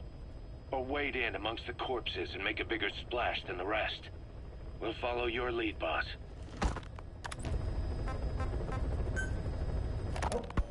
You mentioned that the man on fire was crushed under Sahelanthropus in its hangar. Yeah. He was caught under the wheels of its transport platform. But his body wasn't found. What? We searched the area the moment we arrived, but there was no trace of him. I wasn't hallucinating. I know. I trust you on that.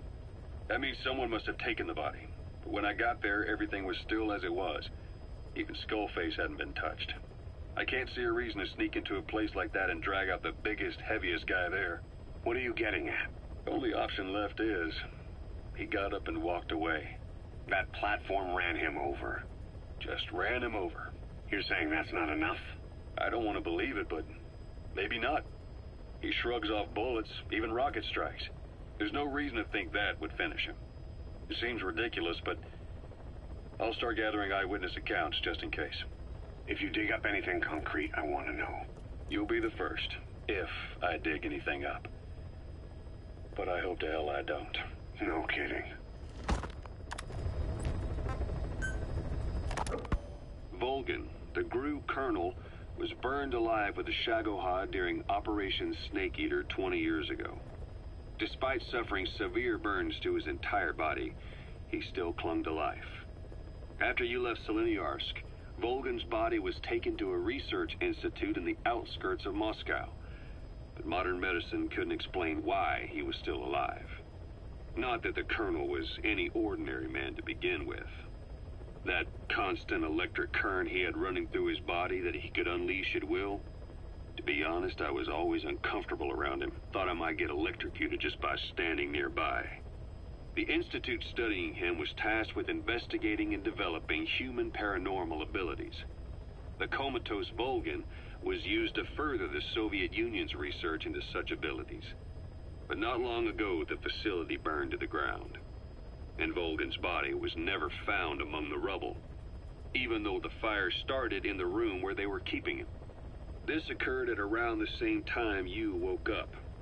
If Skullface was right, and a thirst for revenge can turn a man into a demon and keep the dead alive, then this man on fire who's been coming after us ever since you woke up, well, that just might be what's left of our old friend Volgin.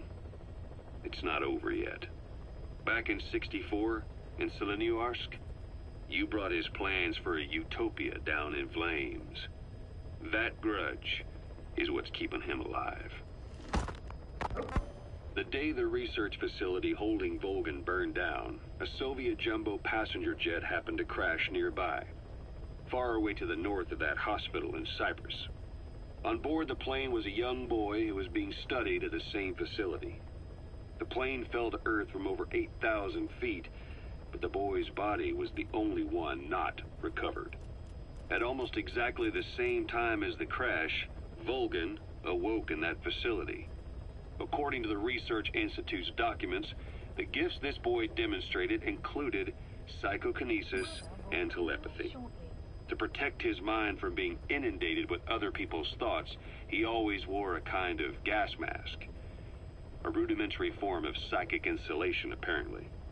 We don't know where this boy is, but if Skullface is connected to him, we may cross paths with him yet. This boy is part of a new age, where nothing we understand about the world makes sense anymore. Don't let your guard down.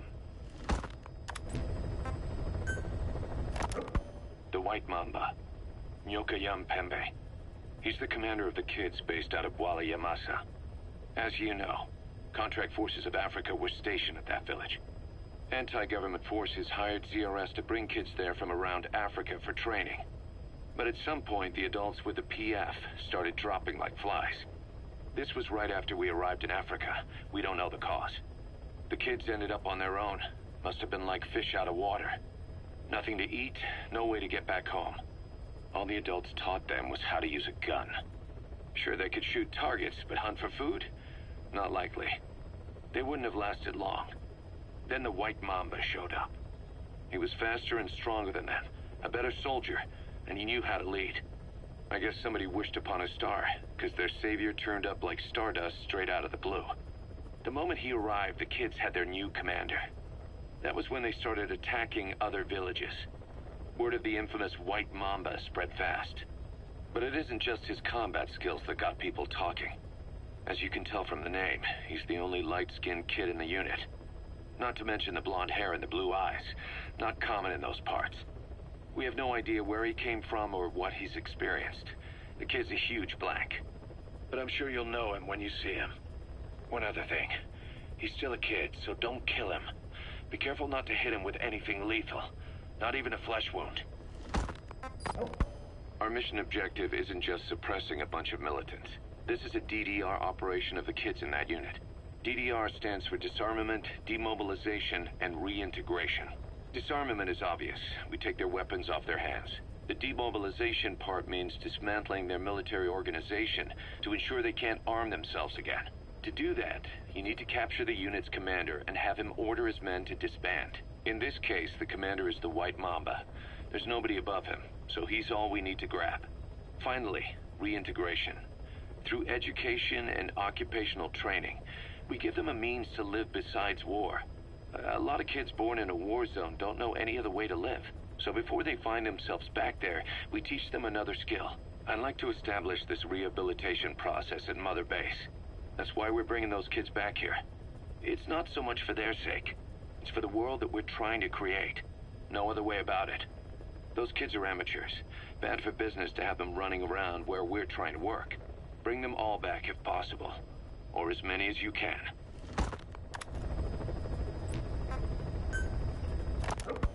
We placed the White Mamba and the rest of his unit in the staff living quarters. How's that going? It's a disaster, but what else can we do? We've taken away his weapons and banned him from using his nom de guerre. Apparently his real name is Eli. He must feel like we stripped him of his whole identity. We'll let things simmer down. I put a guard on him for now. Still the question is, who is he? Where did he come from? And how has he survived? He's still not talking. No, he won't say a word about himself. But you know, it looks like he speaks English. One of the deck crew called out to him in English, and he said something back. He just lost it all of a sudden, started mouthing off at the guy, in perfect English. He wasn't stringing together words he picked up somewhere. So English is his mother tongue. He could be from the east, or the south, or maybe even further north or south. English is well established in countries all across the continent. It's rooted in Africa like a weed, or maybe parasite is the better word. So just speaking English doesn't help us figure out where he comes from. Could even be from off-continent. Right. In any case, we'll keep an eye on him. If we learn anything else, I'll be sure to let you know.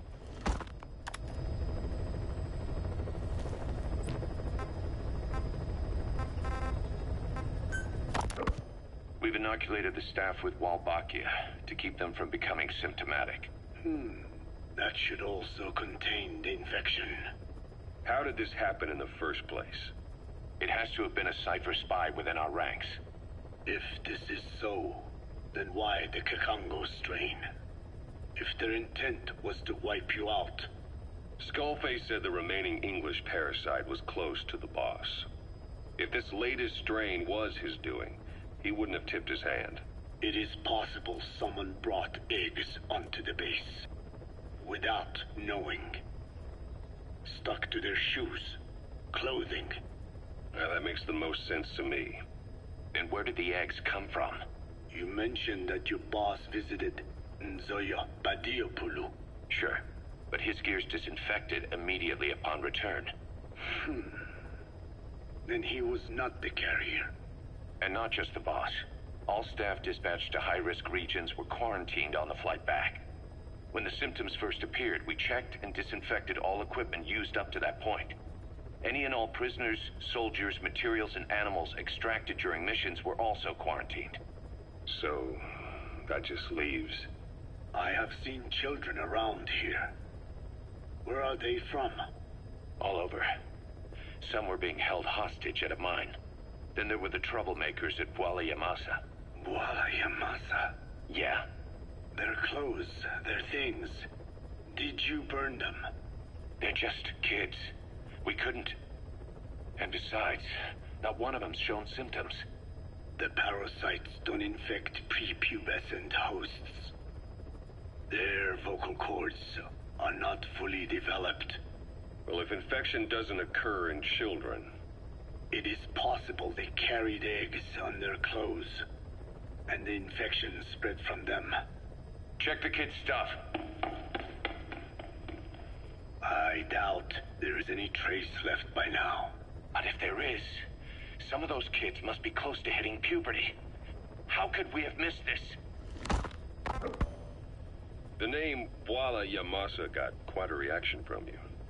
I'm guessing the Kikongo strain was released in that village. Cypher used that region to experiment with vocal cord parasite transmission. The Kikongo strain. The settlements around the refinery upstream of Bwala Yamasa were the proving grounds. They would infect one villager, then record transmission speed. Dangerous work. If they failed to contain the infection, it would slip into the surrounding regions. At which point the world found out about the parasites, making them useless as a weapon. Incredible they'd risk such a thing. The test site was densely populated too. A terrible place for such experiments. No doubt, they thought burning everything would wipe away all traces. The settlements were covered in oil anyway. Who would wonder if one day they caught fire? And so it did. They burned it all. Living and dead. Those remains. But they miscalculated. Transmission speed was far faster than anticipated. It may have been the temperature, or hygiene standards, or perhaps the parasites reacted quickly to Kikongo. Whatever the reason, nearly all villages were swiftly infected, and the settlements reduced to mounds of corpses. Making matters worse, the dry season was ending. When it came time to burn the village, the Moneni River had swelled. Many of the bodies were waterlogged. Meaning they didn't burn completely. The corpses still contained viable eggs, and the larvae washed downstream. And when the people downstream drank that water... That marked the end for Bwala Yamasa. I learned all of this at the mansion. I warned him of the risk of eggs getting out. And? We are prepared for any eventuality. I get it.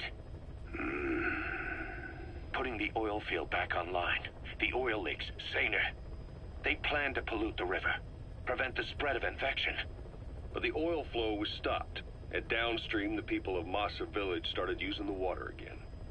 The PF soldiers deployed at the village were locals, spoke Kikongo. They were infected, and the kids survived. I've heard enough. And who stopped the flow of oil? Don't! We did. That confirms it. The source of the Kikongo strain infection was Massa Village.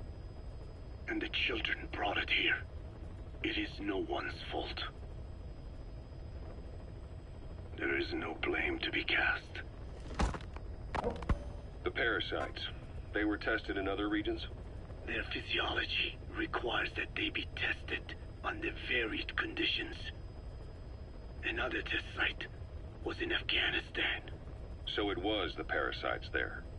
Both the Pashto and Tajik languages are spoken in the mountains of Afghanistan, and population density is low. Ideal testing grounds for how accurately the parasites target only the specified language.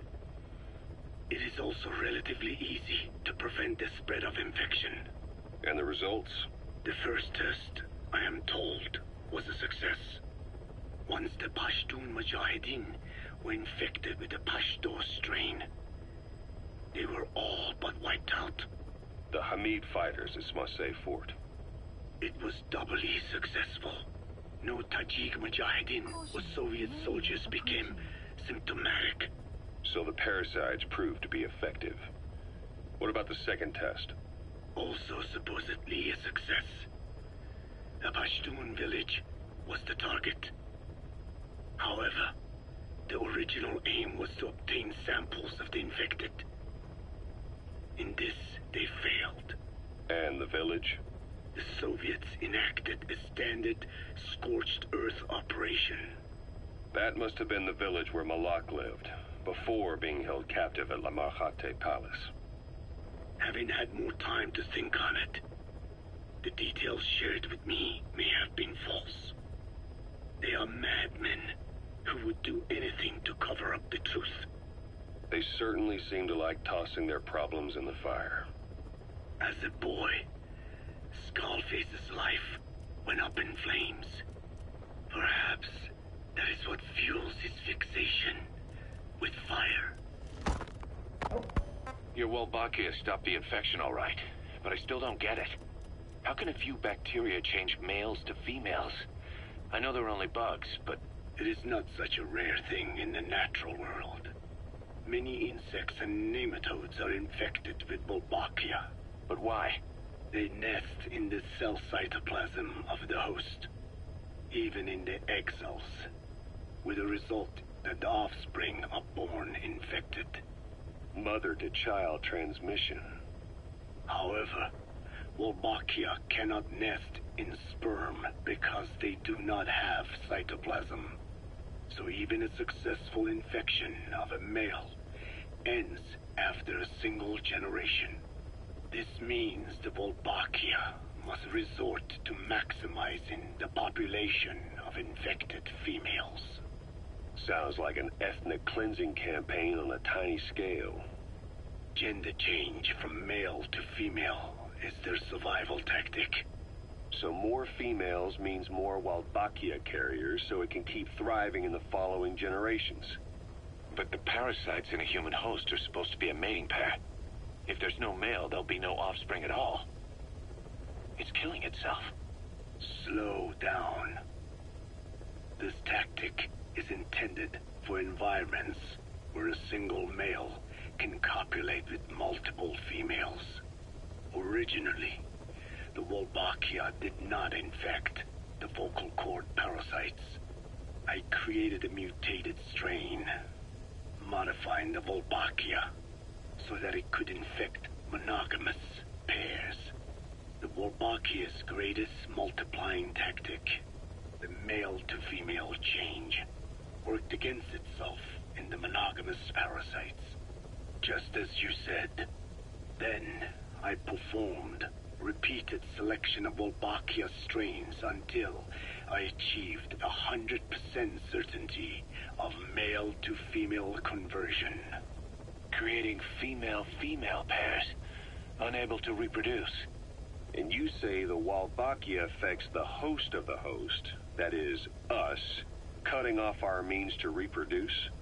It is almost certain. Of course, we will not turn female.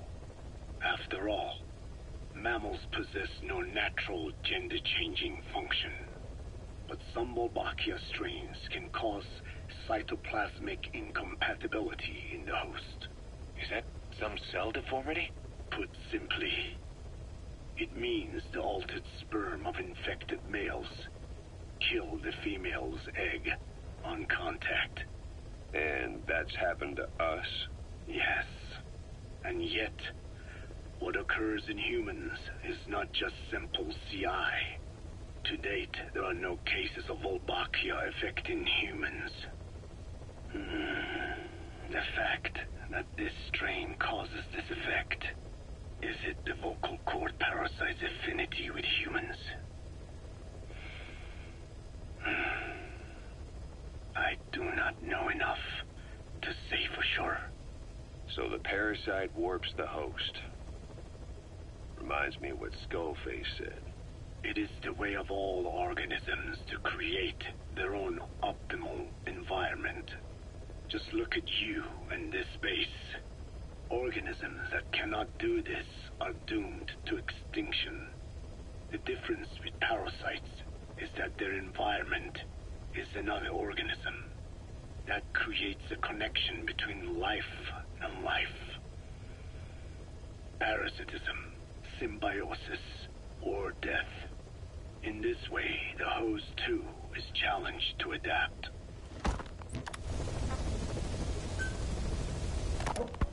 So what were they doing at Nzoya Badia, Baloo?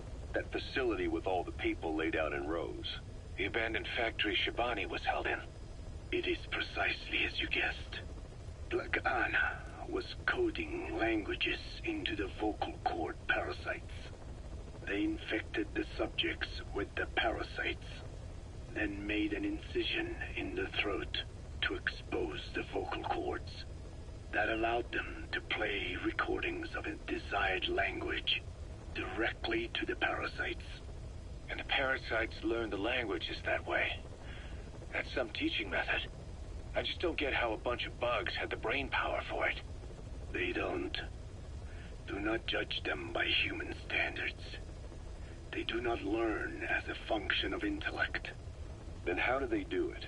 What language the parasites react to is coded into their genes.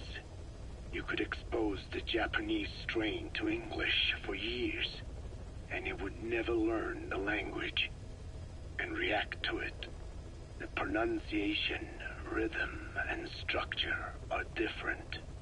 But what about, say, Spanish and Portuguese?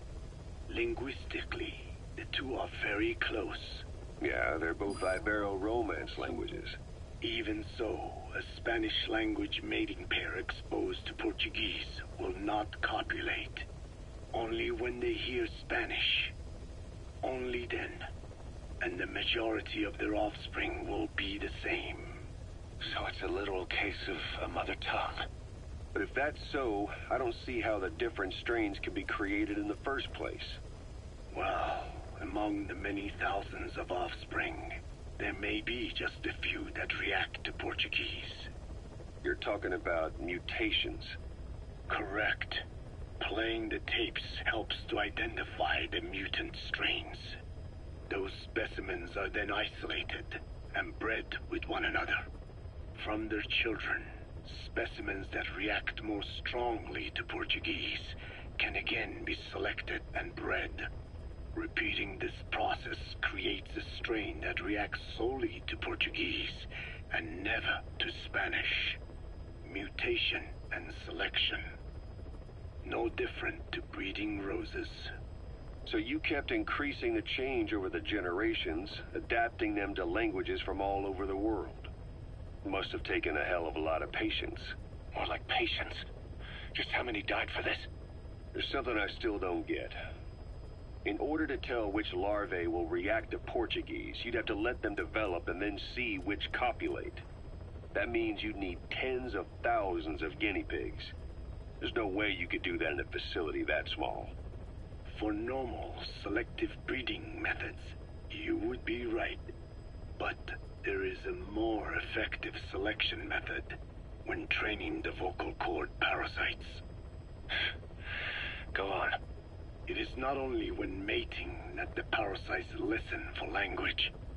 Shortly before hatching, larvae display markedly increased activity in reaction to particular language. The active eggs can be identified under a black light, so the eggs that react to Portuguese are selectively placed in the throats of subjects. So you see, narrowing down strains that react to the target language is an effective process. Though I'm sure that even so, many lost their lives to create the various strains. Taken against their will into that dungeon. There are two reasons for playing the tapes for the parasites. One, to isolate the eggs that respond to the target language. And two, to cause the specimens raised from the selected eggs to mate. I get how the system works.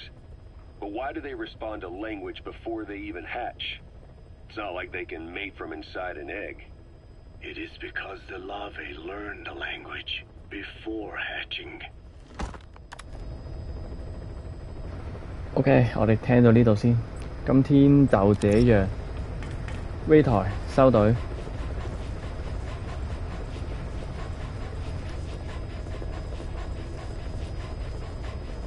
哇！黐線，開心仔，就咁樣播錄音，大都差唔多20個人喺度掛台。謝謝，起身見，拜，眼瞓。